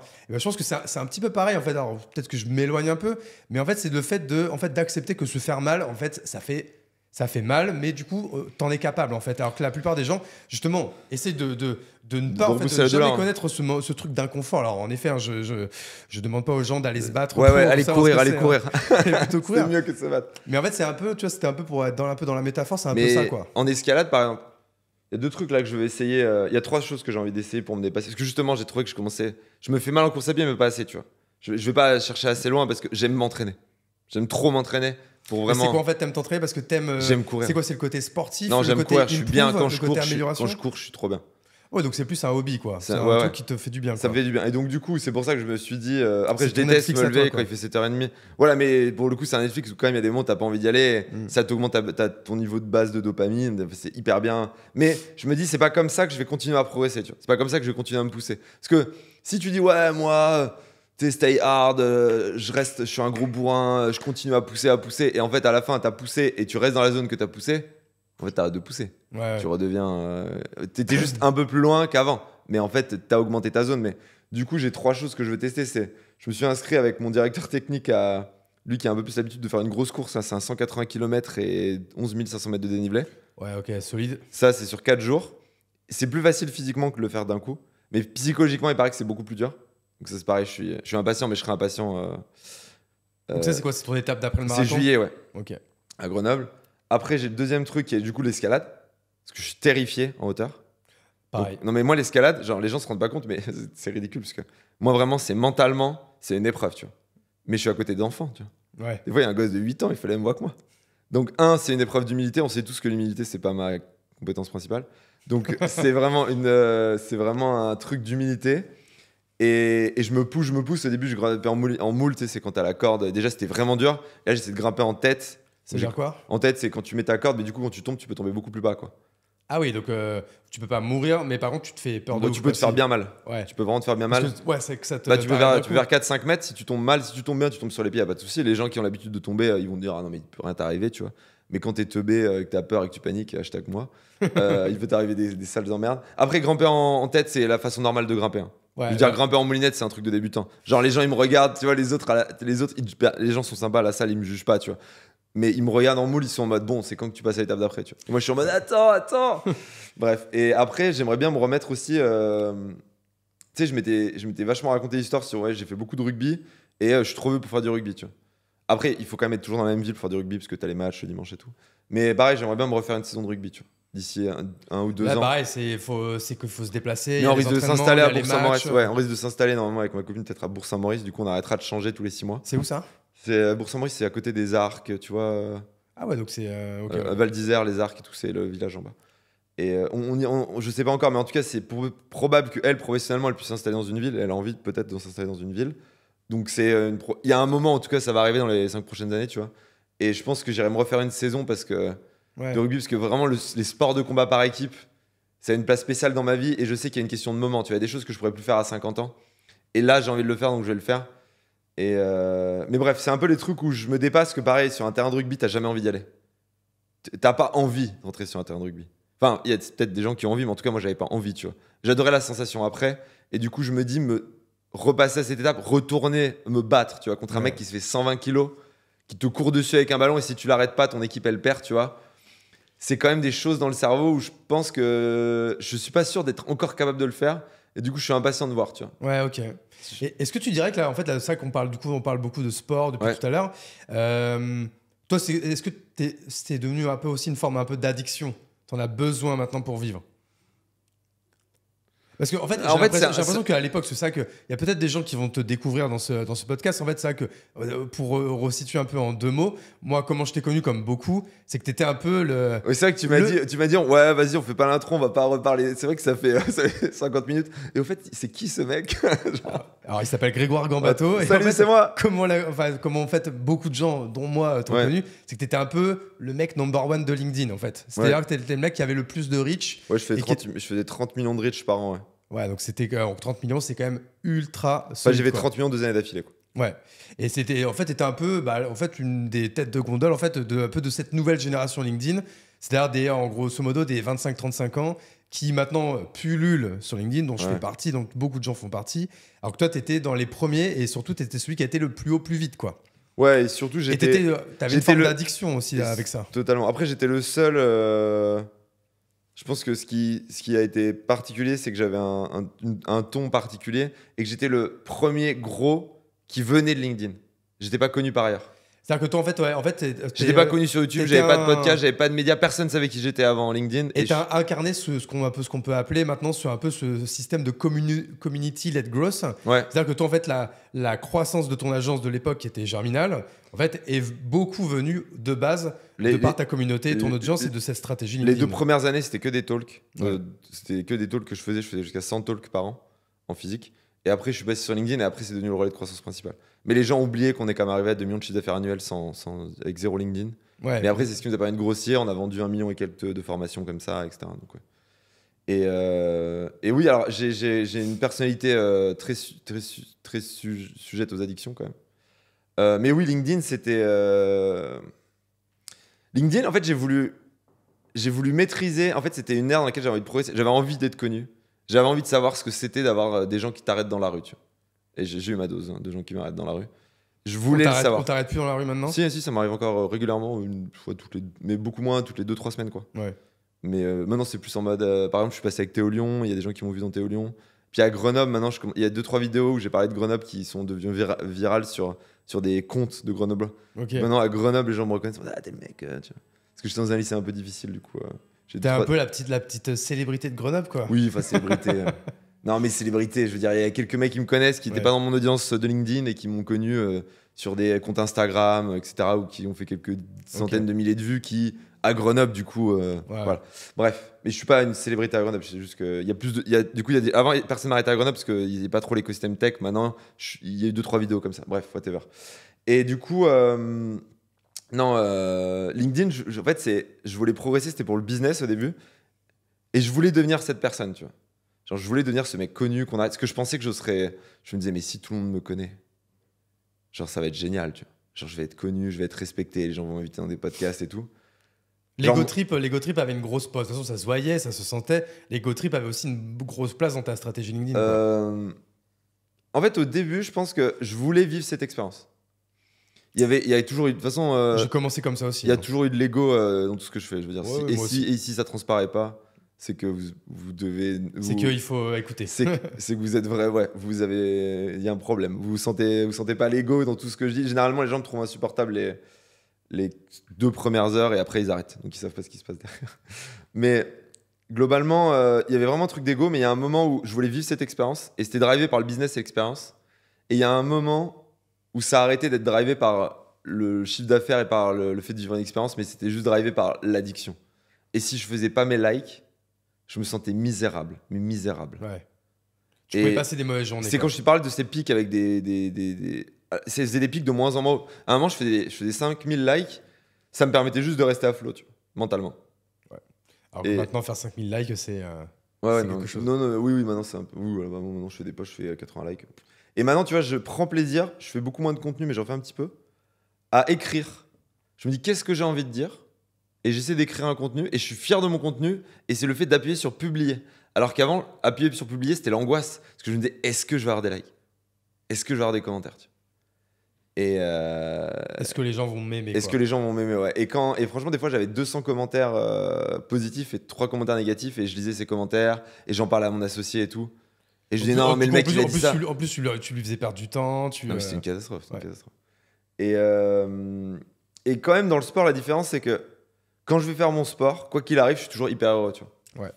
Et je pense que je suis addict à la vie que j'ai là, tu vois. Genre, ma boîte là aussi, j'en parle pas parce que, mais on n'en a pas parlé parce que c'est la façon, mais quand je dis que je travaille, je fais 8, 9, 10 heures de taf par jour. Et ma boîte, j'adore les gens avec qui je bosse. J'adore le marché sur lequel on est. Ouais, non, mais dans le sens, je force. Je parle du sport parce que ça parle plus aux gens, mais intellectuellement, je force aussi énormément. Je me dis, qu'est-ce que j'ai pas envie de faire qui est bon pour la boîte? Et je le fais, tu vois. Ouais.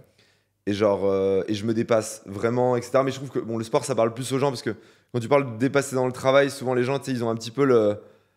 C'est une métaphore souvent qui marche moins. Et les gens toujours sont un peu suspects en mode oui, mais toi, t'es entrepreneur, c'est différent, c'est ta boîte, machin. Alors que quand tu parles de sport, je te dis que je suis terrifié sur un mur d'escalade, me dis pas qu'il n'y a pas des trucs qui te terrifient que tu peux aller faire. Si je te parle de ma boîte et que je te donne des exemples, des moments où mentalement c'était vraiment dur, mais j'ai quand même continué, tu vois, les gens vont dire oui, mais c'est. Voilà. Et les gens vont pouvoir trouver des excuses, tu vois. Ouais, c'est très difficile en fait de comprendre. Ouais, je vois ce que tu veux dire. Et puis moi, je maîtrise totalement dans mon environnement. C'est-à-dire ma boîte, en définitive, le marché sur lequel on est, l'équipe avec laquelle j'ai fait, c'est ma responsabilité.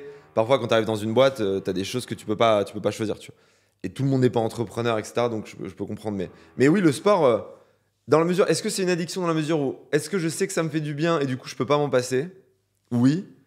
Est-ce que je flirte avec l'addiction dans le mauvais sens du terme? En fait, la définition de l'addiction, c'est pas de moi, mais c'est quand il y a de moins en moins de choses qui t'apportent du plaisir. La définition du bonheur, c'est quand il y a de plus en plus de choses dans lesquelles tu peux trouver du bonheur. L'addiction, bah, plus tu prends de drogue, plus le fait de boire un café, de discuter avec tes amis, d'avoir un succès professionnel, ça te fera plus d'émotion. Tu voudras juste prendre cette drogue. Ouais. Tu vois, tu vas en soirée, les gens te parlent, t'as aucun plaisir, t'attends juste de prendre ta drogue. Et plus t'es drogué, moins t'as de choses qui te plaisent jusqu'à ce que la seule chose qui te plaise soit de prendre cette drogue. Et plus t'es heureux, plus t'es équilibré dans ta vie, plus bah, t'es heureux de discuter avec quelqu'un, d'avoir une conversation cool, t'es heureux de marcher parce que tu sens, tu vois, tu prends ta douche le matin, tu fais waouh, c'est hyper agréable, tu vas te coucher le soir, t'es heureux de te coucher, tu discutes avec quelqu'un d'intéressant, t'es content, tu manges un bon plat au resto, t'en profites, tu vas courir, t'as le soleil sur ton visage, tu trouves ça génial. Ça, c'est la définition du bonheur, tu vois. Okay. Et l'addiction, c'est quand t'attends d'aller courir, tu vas courir, ça te fait du bien, et après, tu fais ah, vivement que j'aille courir demain. Ouais, alors toi, du coup, tu ressens pas ça là pour l'instant. Mais parfois, je le sens. Et du coup, j'ai ce truc, j'ai cette barrière, ce barrage dans ma tête où je me dis, oula, à un moment, tu vois, au début, j'étais vachement dans la performance, je regardais mes temps, je courais de plus en plus vite, toutes les semaines, je courais plus vite. Ouais. Et du coup, je regardais mes temps, et j'étais impatient d'aller courir pour voir si j'allais battre mon record. Là, c'était. Ça encore, ça va. C'était assez, mais comme quelqu'un qui aime bien les jeux vidéo et qui a hâte de faire mieux. Voilà, mais c'est quand même une mécanique. Une mécanique, c'est le début de l'addiction, il faut faire attention. Et à un moment, pendant un mois, j'ai eu un plat de performance et j'aimais quand même aller courir. Et je me suis dit, ok, c'est ok, tu vois. Ouais. Mais je pense que le moment où tu passes à l'addiction, c'est le moment où en fait le seul plaisir que tu trouves, c'est dans cette activité. Et du coup, j'y suis hyper attentif parce qu'en effet, ça peut vite tourner. Tu peux vite tourner assez rapidement, quoi. Et en fait, le fait que tu as complètement du coup arrêté LinkedIn, parce que ça, que LinkedIn, il y avait donc là, le côté un peu, comme tu le dis, dopamine, des likes, des commentaires, est-ce que les gens m'aiment ou quoi. Mais après, moi, je vois aussi, il y a deux choses. C'est qu'il y a le plaisir de créer du contenu. Ouais. Je pense que t'en prenais quand même. Et il y a aussi l'asset en termes d'audience et en termes de communauté que c'est. Comment ça se fait que du coup, tu as rejeté en fait, ces deux autres biais-là qui sont normalement quand même positifs? Le contenu, le fait de faire du bon contenu, c'est pour ça que j'aime bien faire des podcasts tous les 6 mois, comme on a fait tous les deux. Parce que ça me permet de... Je pense que je suis pas un très bon créateur de contenu dans le sens... il faut que je répète beaucoup avant d'arriver à avoir des idées claires. Et souvent, j'ai une pensée qui est... je pense que les gens l'ont vu. Tu vois, je pars d'un sujet dans un autre, etc. C'est un petit peu dur de me suivre.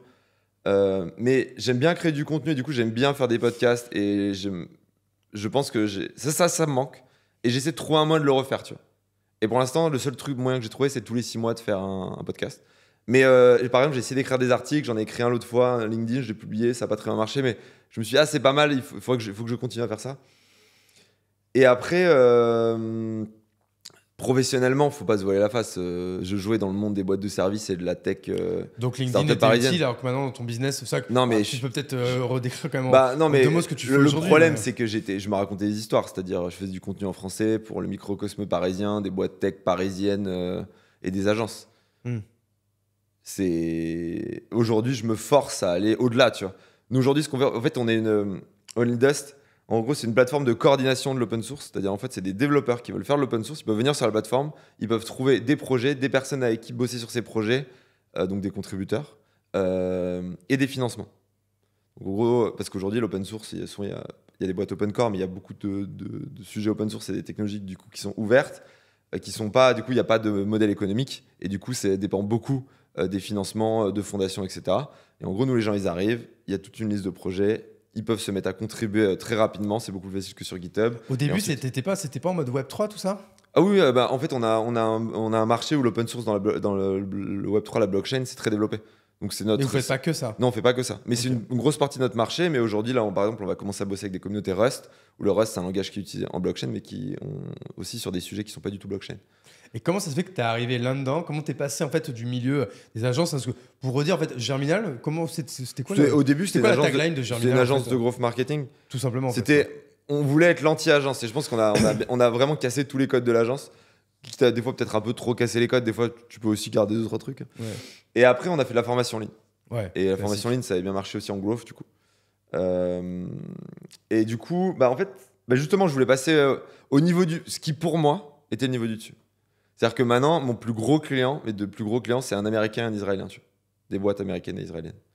Et vendre des deals à plusieurs millions de dollars à des Américains ou des Israéliens sur du SaaS. Parce que du coup, nous, notre modèle économique, c'est qu'en fait, c'est ces entreprises qui... Du coup, il y a tous les contributeurs pour qui les gens qui gèrent les projets open source et les gens qui veulent contribuer au projet open source pour eux, c'est gratuit. Et en fait, il y a des gens qui veulent créer des incentives économiques pour que les gens aillent sur certains types de techno.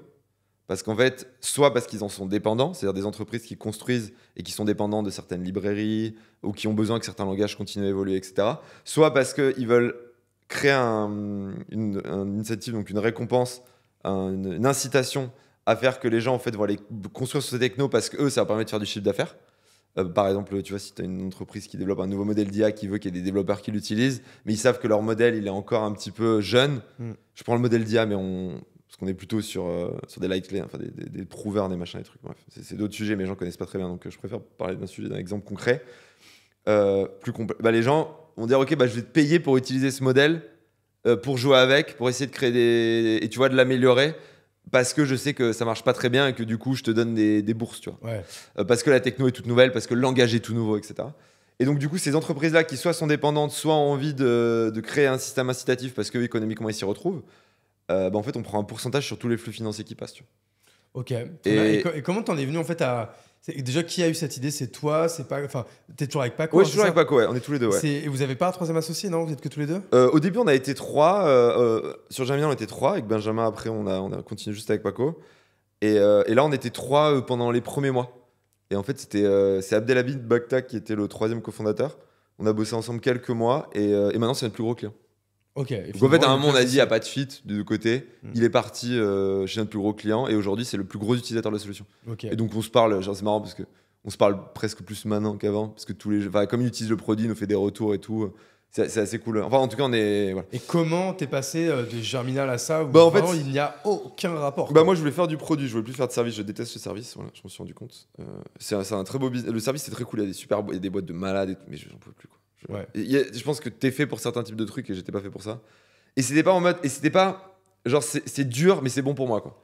C'est dur, et après coup, je me dis pourquoi j'ai fait ça, quoi. Genre vraiment. Parce que ouais. Bref, whatever. Et désolé pour mes mots en anglais au milieu pour rien, là. Surtout que quand je parle en anglais, je fais beaucoup moins le malin.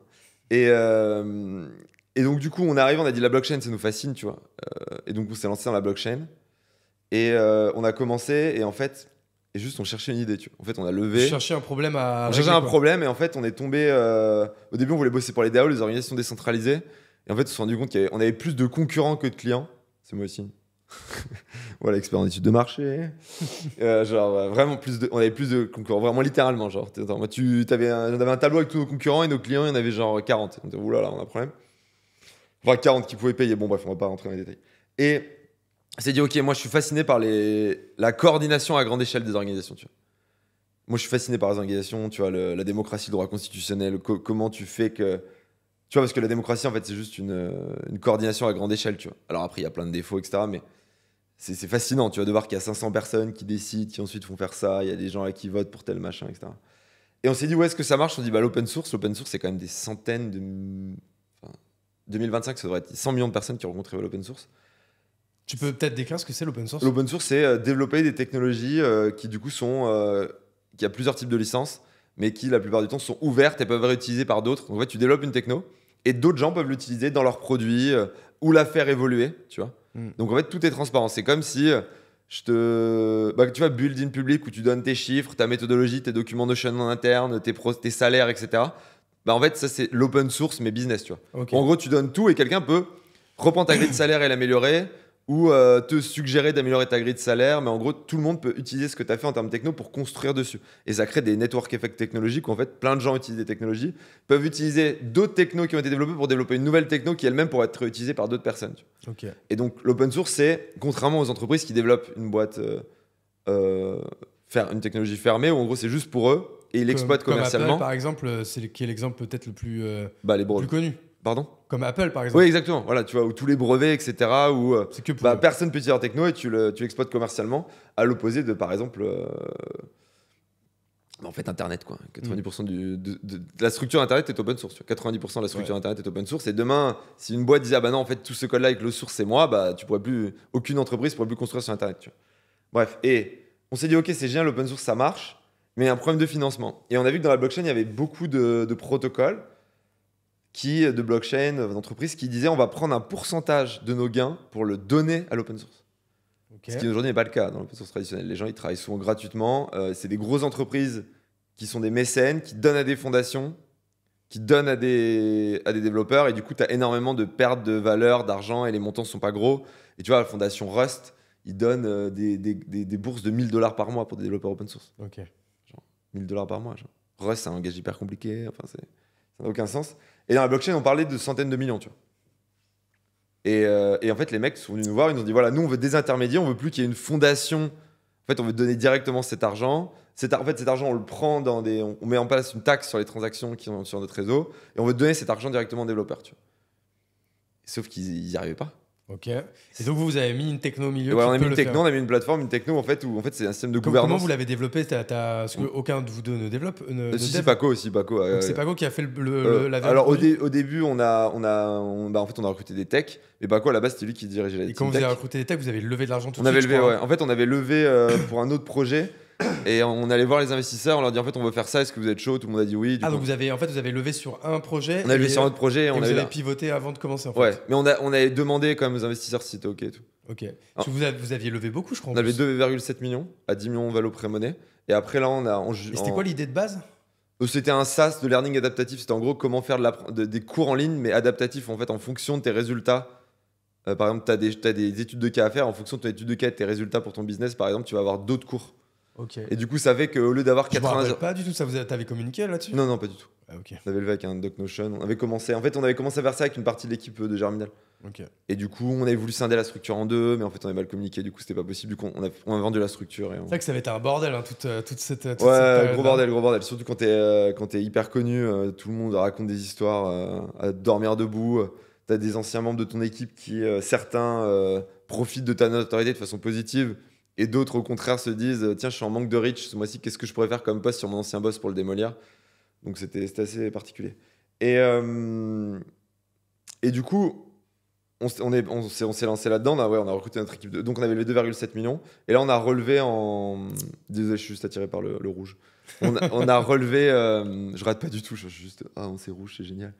Voilà, pour ceux qui voient pas Archamp, il y a un petit truc rouge. Ouais, c'est pour ceux qui écouteront en audio, ils comprendront pas trop ça. Voilà, et je suis fasciné par. Et non, du coup, ce qui s'est passé, c'est qu'on a levé 2,7 millions, on a recruté notre équipe tech. Pendant un an, on a lancé 2 produits où ça n'a pas marché. Parce qu'en fait, on avait la mauvaise approche. En gros, nous, on se disait, ce qui manque, c'est il faut plus de contributeurs dans l'open source. Mais en fait, il ne faut pas plus de contributeurs. La ressource rare, c'est les maintainers, c'est les gens qui gèrent les projets. Et en fait, c'est ces gens-là qu'il faut faciliter la vie, et on n'avait pas pris cet axe-là. Et maintenant, tout notre produit, c'est comment est-ce qu'on facilite la vie des gens qui gèrent les projets open source. Et toute notre plateforme est construite autour d'eux. On leur amène de l'argent très facilement, on leur amène des contributeurs très facilement. On est obsédé par ça. Et du coup, ce produit-là, on l'a lancé en début d'année 2023. Le 28 décembre, il était en prod, quoi. 2022, donc tout début janvier, on avait communiqué dessus. Et au début, on a fait du no-code. On a encore beaucoup de choses en no-code. On avait des tableurs Excel, du no-code et tout. On a Grégoire Charles, qui est, je pense, un des meilleurs mondiaux en no-code, qui nous fait des trucs et un des meilleurs products que je connais aussi. Donc, il a beaucoup de qualités, en plus de s'appeler Grégoire.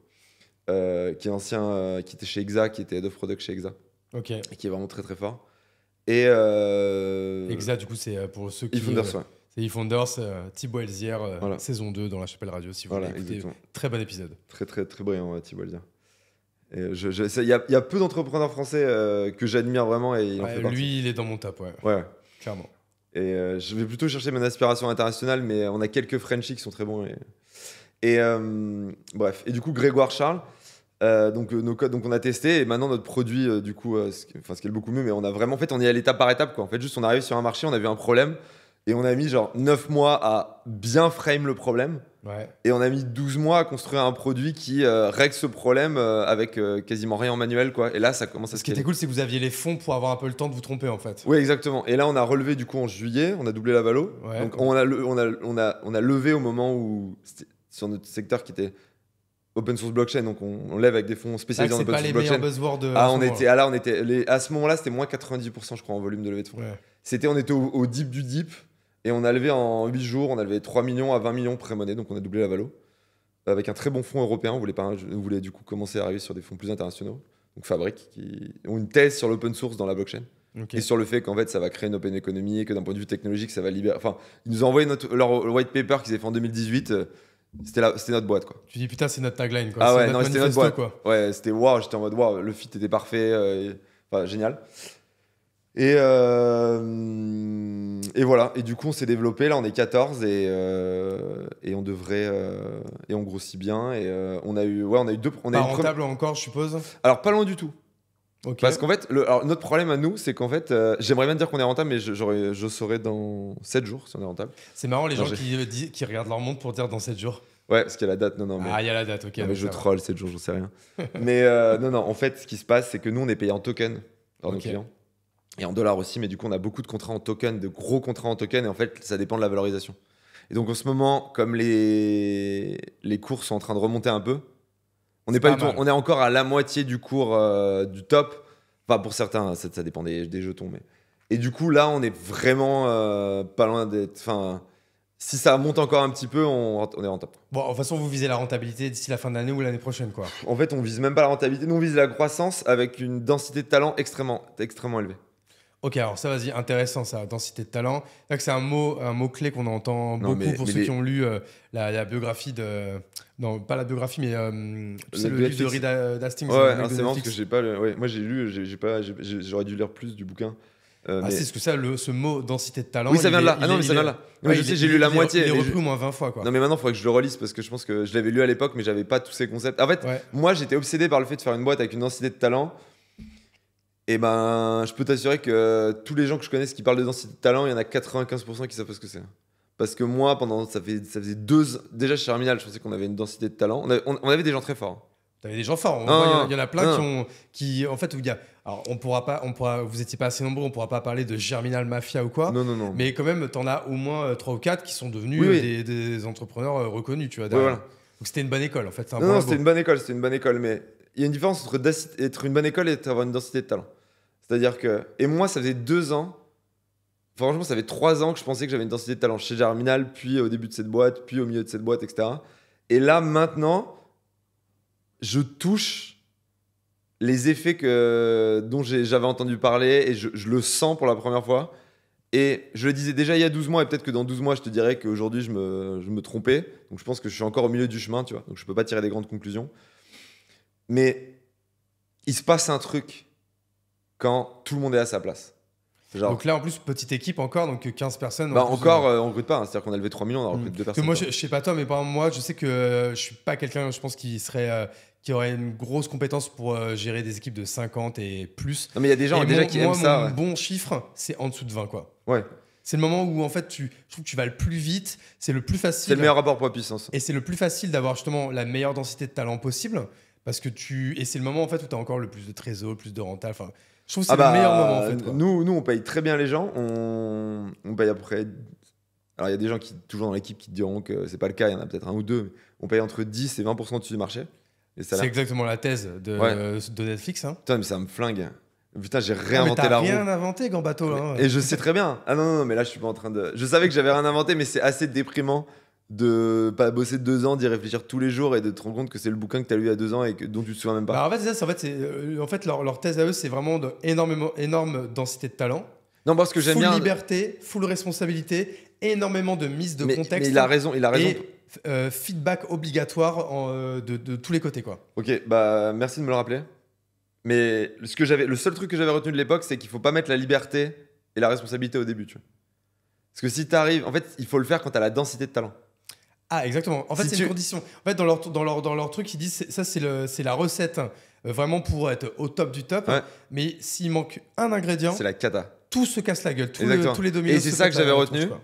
Et je peux te garantir qu'en effet. Parce que moi, je m'étais dit, si on met full responsabilité, full liberté, autogéré, super salaire, ça a marché. Mais en fait, si t'as pas la densité, ça marche pas. Ouais. Par contre, c'est facile de se raconter des histoires en disant que t'as de la densité, de fermer les yeux sur le fait que ton équipe délivre à 50% de ce qu'elle pourrait délivrer.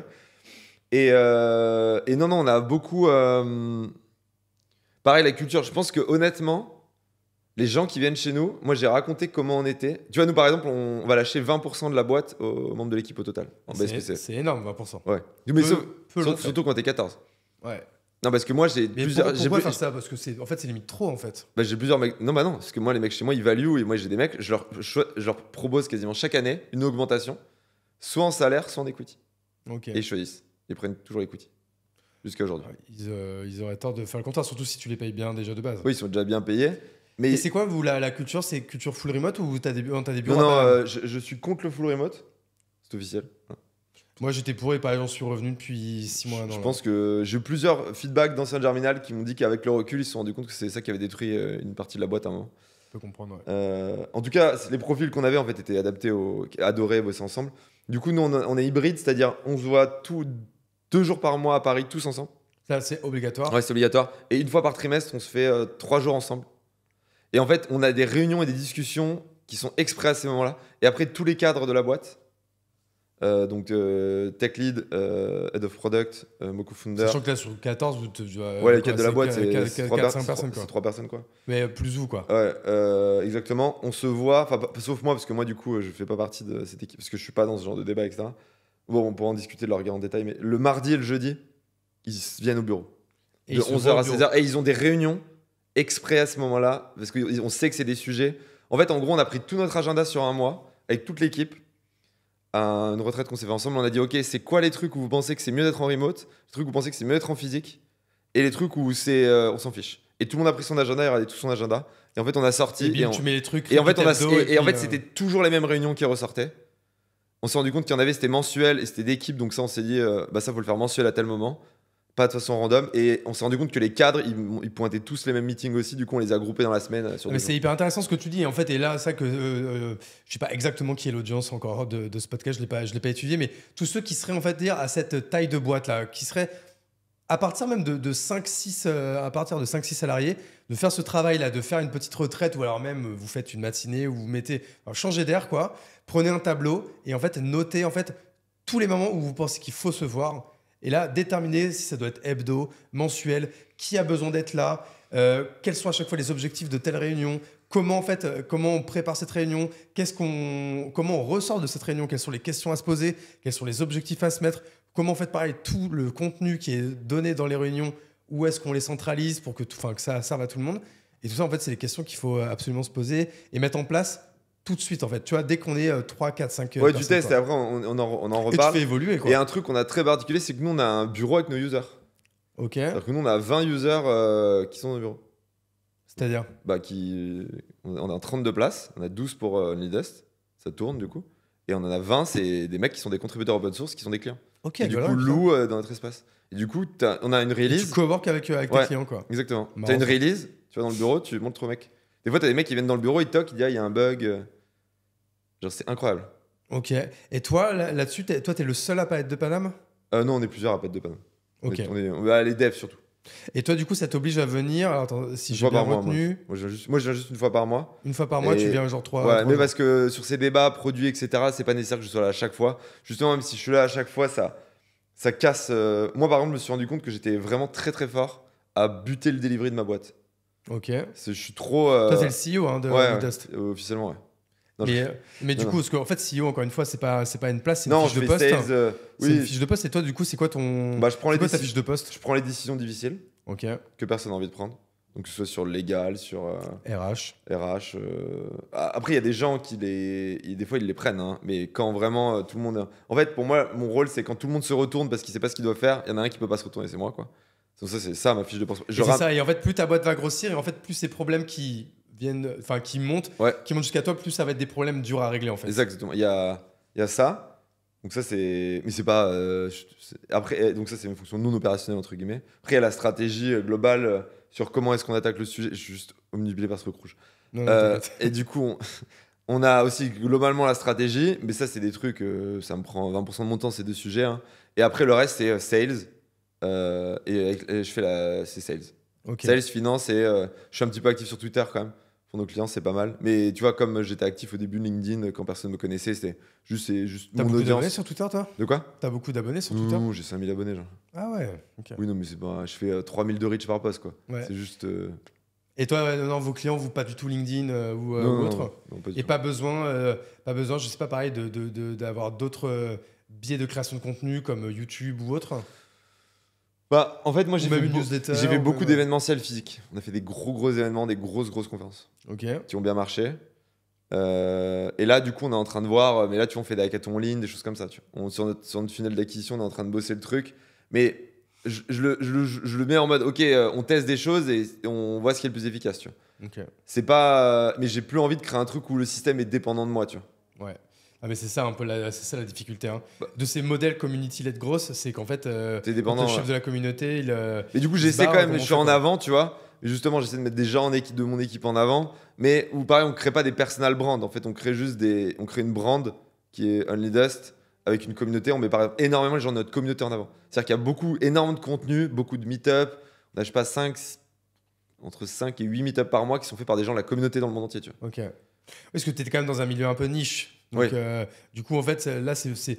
Avant, tu étais très généraliste, justement. Ouais, en là, fait, je sais, en fait, toi, tu étais monté à plus de 100 000 abonnés sur LinkedIn, quoi. Donc, pour le coup, quand on a 100 000 abonnés, on est très généraliste. Ah oui, quoi. là, non, moi, si j'ai 100 000 abonnés. Mainstream, tu meurs, quoi. Ouais, là. Et moi, je change un peu de sujet parce que ça, c'est un truc que j'avais adoré chez vous. C'est qui vous a fait la DA de votre logo? Ah, c'est Robin. Robin Défile. Ça me dit quelque chose. Je le connais depuis le collège. C'est un pote, on s'est connus en 5e. Et il m'a fait la DA de toutes mes boîtes. Même de Germinal? Ouais. Ok, ça m'avait pas marqué là parce que je me rappelle même plus du logo. Ouais. Mais Only Dust, je sais que j'ai trop kiffé tout de suite. Alors, ouais, après, de toute façon, il fait des identités hyper hyper. Même ma première boîte Proc Me Up, genre. Et en fait, à chaque fois, il y a des gens qui adorent et qui détestent. Et du coup, juste Germinal, t'en fous. Non, Germinal, c'est même pas que j'ai détesté ou quoi. En fait, c'est que je me rappelle plus. Voilà. Non, mais... C'est quoi, c'était un logo noir, non? Ouais, non, mais si t'allais sur le website, à l'époque. Ouais, je me rappelle plus. Non, mais t'accrochais. Hein. Ouais. Après, quand on a vendu, c'est un petit peu devenu un peu plus. Ça vit encore, Germinal? J'ai pas envie de parler de ce sujet, ça dérange pas. Ouais, non, t'inquiète. Non, voilà. Parce que j'avoue que moi, j'avais encore un peu suivi quand il y avait Claire. Mais maintenant, j'avoue que je sais même pas si ça existe encore. Non, mais du coup, j'ai pas envie d'en parler. On n'en parle pas. Voilà, exactement. Donc, Only Dust, on revient, super DA. Et d'ailleurs, ça veut dire quoi, Only Dust? Only Dust, c'est juste de la poussière. Tu sais, nos programmes, c'est ça, poussière. Ouais. En fait, c'est juste pour créer. En gros, en fait, pour créer des étoiles, t'as juste besoin de poussière, tu vois. Okay. Et en fait, c'est un peu notre métaphore de. C'est pas une chanson, ça? Il y a pas une chanson qui s'appelle comme ça? Si, on a plein de chansons. Bite the Dust aussi. Enfin, il y a plein de. Il y a Stardust, il y a plein de références. Ouais, parce qu'il y avait une chanson de Queen comme ça, non? Ouais, je crois que c'est. Mais du coup, en gros, le délire, c'est de dire, en fait, les contributeurs, les gens qui. Tu sais, toutes ces petites contributions que tu fais, c'est des petites poussières. Et en fait, quand tout le monde s'y met, tu peux créer. Avec juste de la gravité qui est Only Dust, tu peux créer des étoiles, quoi. C'est un peu le délire à la base. Et du coup, on a un peu. Tu vois, on a fait des bacs, par exemple, pour nos meilleurs contributeurs. Ouais. Avec le logo, les mecs, ça permet d'adhérer à tous nos événements sans avoir de ticket. Ok, tu gamifies un peu le truc, quoi. Ouais, on a un peu des délires. Ouais. Et du coup, là, c'est quoi, là, ça paraît sans faire le truc, c'est quoi tes projets sur les 10 prochaines années ou quoi? Là, du coup, on va dire sur du court terme, là, parce qu'on tourne, là, on est en début février 2024. C'est quoi les gros KR, les gros objectifs de 2024 à passer là? Bah, nous, aujourd'hui, on a un gros client qui distribue entre 10 et 15 millions de grants annuels via nous, donc de bourses de subventions à des développeurs. Et l'objectif, c'est on a deux objectifs. Le premier, c'est d'avoir on a plein d'autres petits clients, c'est de les faire passer à ce stade-là, parce qu'ils ont tous le potentiel d'être très gros clients. Donc en gros, c'est d'arriver à avoir pas juste un gros client, mais d'en avoir 7, 8, 10. Parce que là, tu en as un gros qui te fait comme une grosse part du chiffre. Exactement, ouais. Qui est Starknet Foundation, qu'on remercie d'ailleurs. On les embrasse. Voilà. Et ensuite, moi, mon gros objectif du moment, c'est d'être capable de prendre cet argent du coup dans la blockchain, parce qu'il y a énormément d'argent pour les développeurs. Genre, énormément, je pense qu'il y a presque sous forme, avec tous les types d'incitations qui vont être lancées pour les développeurs uniquement, open source. En 2024, on devrait dépasser le milliard. Ok. Et en gros, c'est de prendre une partie de cet argent pour l'emmener dans le secteur de l'open source traditionnel.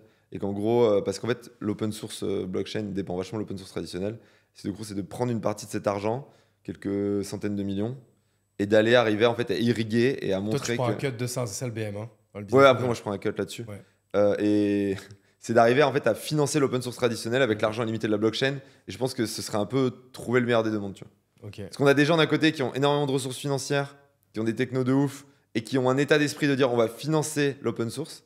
Parce qu'aujourd'hui, Apple, ils pourraient donner 5 milliards par an à l'open source. Hein. Ils s'en foutent. Mais, ils l'ont sur un de leurs comptes. Ils ont beaucoup plus sur leur compte. Ouais. Enfin, ils ont 500 milliards de trésors. Ouais, je crois que ils ont en argent frais dispo, ils ont plus que le PIB de je sais plus de combien de pays. Enfin, et ils pourraient, c'est juste que c'est pas Google, Netflix, je sais pas dans leur culture. Et on a des boîtes qui aujourd'hui commencent à peser des milliards, donc c'est dans la culture. Donc j'ai envie de prendre cet argent-là et l'emmener à l'open source et dire en fait, on a trouvé le moyen de coordonner l'humanité à l'échelle mondiale en faisant l'open source, ce qui est déjà le cas, mais on le facilite, nous, avec OnlyDust, et de financer ces gens-là. Okay. Et genre, ce serait une étape, pour moi, dans la coordination et même pour l'humanité, ce serait un upgrade de l'humanité, tu vois. Toi, du coup, ta vision avec OnlyDust, c'est une vision très long terme. Oui. C'est-à-dire que là, pour toi, est-ce que tu commences à te dire, c'est peut-être la boîte de ma vie? Oui. Ou est-ce que tu dis, j'aurai d'autres aventures? Non, je sais pas si ce sera une boîte à 50 millions ou ce serait une boîte à 100 milliards, tu vois. Je pense que ce serait une boîte à 100 milliards, mais on sait jamais. Ce serait mentir de dire je sais que ce serait une boîte à... Ouais. Je sais qu'il y a une énorme opportunité. Je sais pas si nous, on sera au niveau et si l'industrie sera au niveau, tu vois. Parce que ça demande quand même de casser beaucoup de mécanismes qui sont actuels. Mais en tout cas, on fait tout pour. Je pense que la probabilité est élevée que ce soit une énorme boîte, mais on sait jamais. En tout cas, si c'est la boîte aussi grosse que je pense avec la mission, et je pense que je sens que je peux porter cette mission aussi loin que je veux, clairement, c'est la boîte de ma vie. Ok. Et par contre, c'est possible que dans 1 an, dans 2 ans, tu vois, moi, à chaque fois que je recrute quelqu'un, je me dis est-ce que je suis prêt à bosser avec lui sur les 10 prochaines années, tu vois. C'est mon standard. Maintenant. Donc, tu as une vision quand même assez long terme, quoi. Voilà. Et donc, moi, vraiment, je suis en train de construire en me disant est-ce que ce mec-là, j'ai envie que dans 10 ans, il soit encore dans ma boîte? Est-ce que ce client-là, j'ai encore envie de bosser avec lui dans 10 ans? Et je me pose la question, tu vois, inlassablement. Et c'est ce que je suis en train de construire, tu vois. Je me dis pas. Et cette boîte-là, par exemple, pour moi, c'est. Aujourd'hui, après, tu sais jamais comment le marché, tu sais jamais ce qui va t'arriver dans la vie, etc. Mais pour moi, aujourd'hui, par exemple, c'est inenvisageable de la vendre. Ah oui, de toute façon, c'est tôt quand même. Non, mais même, je veux dire, là, demain, une boîte vient et me dit je te propose 200 millions pour ta boîte, je réfléchis même pas. Tu dis non. Je dis non. Et je me vois pas la vendre, j'ai pas de stratégie d'exit. Les mecs, la plupart des gens, ils montent des boîtes, ils ont une stratégie d'exit à 5, 6, 7 ans. Moi, j'ai aucune stratégie d'exit. Je me dis, mais ce qu'on fait tous les jours, enfin, je trouve que avoir cette chance de dire je vais pouvoir upgrade la façon dont l'humanité fonctionne, même tu vois, c'est une petite upgrade, hein, ce sera pas l'update, c'est pas la bombe nucléaire, tu vois. Et de voir tous ces gens-là qui se coordonnent, même nos clients, j'adore nos clients, j'adore. Des fois, quand j'étais une agence et que je parlais aux boîtes, il y avait des boîtes que j'adorais, des boîtes, bon, je me disais, bon, bosse pour eux, on bosse pour eux. C'est cool, tu payes, mais en fait, mais là, les clients, les mecs, ils sont là, ils sont fascinés par la techno, ils disent, ah, mais moi, je bosse, on est 100 dans un Discord, on se coordonne, on a développé tel truc, c'est utilisé par 25 000 personnes dans le monde, c'est gratuit, on adore ça, et on fait ça gratos, et on leur dit, ah, si tu veux, je te donne j'ai des subventions pour toi, ils font, waouh, mais c'est incroyable, tu vois, les mecs, ils font, mais c'est génial, je vais pouvoir m'acheter tel truc, ou je vais pouvoir payer mon loyer tranquille, ou je vais pouvoir payer mon pote. Moi, j'ai des mecs, ils prennent l'argent, et ils le donnent pas pour eux, ils le donnent aux gens de leur communauté qui ont le développeur qui ont le moins de revenus, tu vois. Ouais, okay. Enfin, les clients qu'on a, la mission qu'on a, de se dire en fait on va juste permettre à l'humanité de se coordonner à grande échelle pour développer une technologie libre que tout le monde peut utiliser et sur laquelle tout le monde peut construire. Bon, c'est très niche, hein, je veux dire. Je sais très bien, je serai jamais comme Elon Musk, comme je serai jamais un mec connu. Parce que ce qu'on fait là, on sera connu parmi les devs, tu vois. On sera connu parmi les grosses entreprises qui utilisent cette infra. Mais avoir la possibilité de construire avec des centaines de milliers de développeurs l'infra du monde, tu vois, un infra libre que tout le monde pourra utiliser, enfin refaire ce qui a été fait pour Internet, mais le faire avec un meilleur modèle de répartition de la valeur, je suis un peu anticapitaliste sur les bords. J'aime bien gagner de l'argent, mais c'est un peu bizarre. Je crois que c'est ce qu'on appelle un bobo de gauche. Mais un connard de bobo de gauche, peut-être. Ouais, exact. Ouais. Je suis un connard de bobo de gauche. Non, et ce truc de dire... Oui, bref, c'est une façon très très longue de répondre à ta question, parce que c'est la botte de ma vie. Mais en fait, je pense que là, l'intro qui aurait été une super intro, on pourra presque finir là-dessus. Est-ce qu'on peut aujourd'hui être un entrepreneur et être de gauche? Oui. Non, parce que c'est vrai que c'est un sujet que personne ne parle et tout, c'est même pas... Ah oui, oui. C'est normal parce que les gens n'ont pas trop envie de parler moi, c'est compliqué, je suis pas de gauche, je suis pas de droite. Parce qu'il y a des choses que j'aime bien dans tous les partis politiques, sauf certains partis politiques un peu extrêmes où j'ai moi, quand j'aime à dire que... J'aime à dire aux gens de droite que je suis de gauche et j'aime à dire aux gens de droite aux gens de gauche que je suis de droite. Après, moi, je parle pas aux partis en fait. C'est pas, ouais, exact. Moi, les partis politiques, ça va pas. C'est pas mal. C'est vrai que moi, je prends souvent le contreband du mec en face de moi. Parce que moi, quand je me sens de gauche, me parle même pas du Parti socialiste qui est éclaté au sol et ne me parle encore moins de la France insoumise qui je pisse au cul, quoi, tu vois. Et pareil sur la droite, me parle même pas. À la rigueur, moi, la droite de Gaulle ou de Chirac. Au moins, tu volais de l'argent, mais c'était pour le parti, c'était avec classe, tu vois. Maintenant, la droite des Ciotti et compagnie et tout, c'est pas ma droite à moi non plus, tu vois. Donc moi, en fait, des fois, je me sens de gauche sur certains sujets, de droite sur d'autres. Mais par contre, je me sens représenté par aucun parti, quoi. Moi... On aurait pu y croire avec Macron un peu, et en fait... Oui, finalement, ouais. Mais... Alors moi, j'ai une culture et des valeurs qui sont très fortes.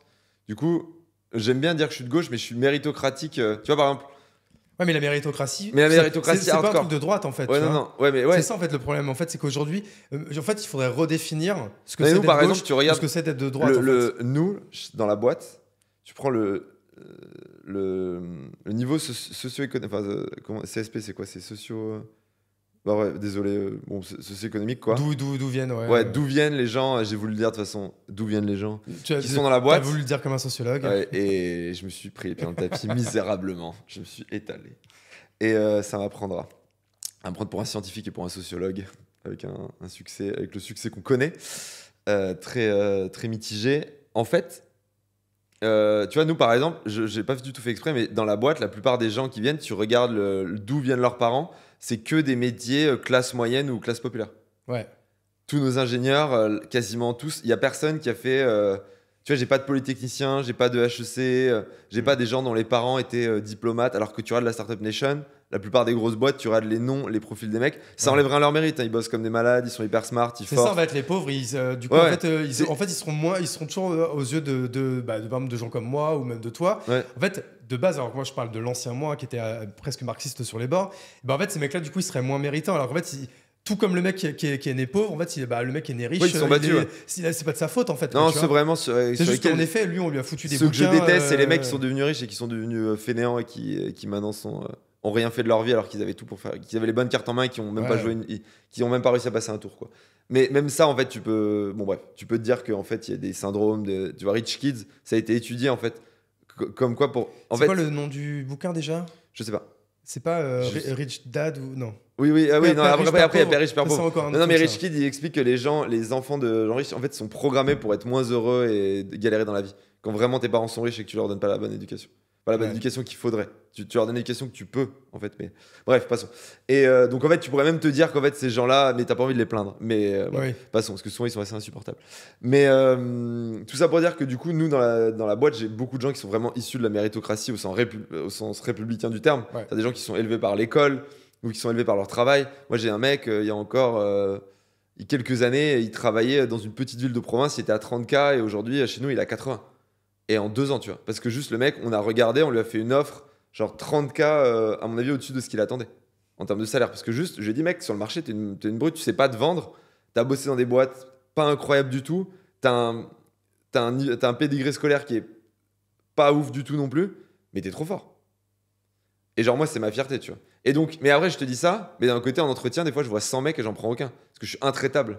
Donc, d'un côté, je te parle de méritocratie, de mérite républicain, je pourrais dire, quelque part, j'essaie de payer les gens, de leur donner de l'equity que je suis même pas obligé de leur donner autant, mais pour moi, c'est important.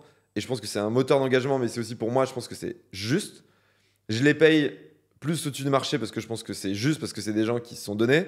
Je prends des gens qui sont très bons et qui viennent de milieux, mais c'est pas fait exprès, mais qui viennent pas de milieux élitistes, parce que, etc. Attends, des fois, on va pas se mentir. Non, parce qu'ils sont meilleurs. Le mec qui est né même, enfin, j'allais dire Neuilly, mais on va même pas être aussi. Il peut être très bon. Qui a vécu dans le 17e et qui a fait HEC, bah, en fait, il est juste brillant, en fait. Voilà, c'est exactement. Mais du coup. En fait, c'est pas parce que c'est un gosse de riche que tu vois, on doit dire, bah ouais, mais t'as moins de mérite. Et peut-être que chez moi, des fois, il y en a, je sais même pas les études qu'ils ont fait, je sais pas d'où ils viennent, tu vois, je discute, mais il y en a peut-être un ou deux. On va pas se mentir, des fois aussi les bonnes écoles et tout, c'est quand même des bons signaux, quoi, tu vois. Ah non, mais c'est comme dirait Pierre Autremont, c'est une façon.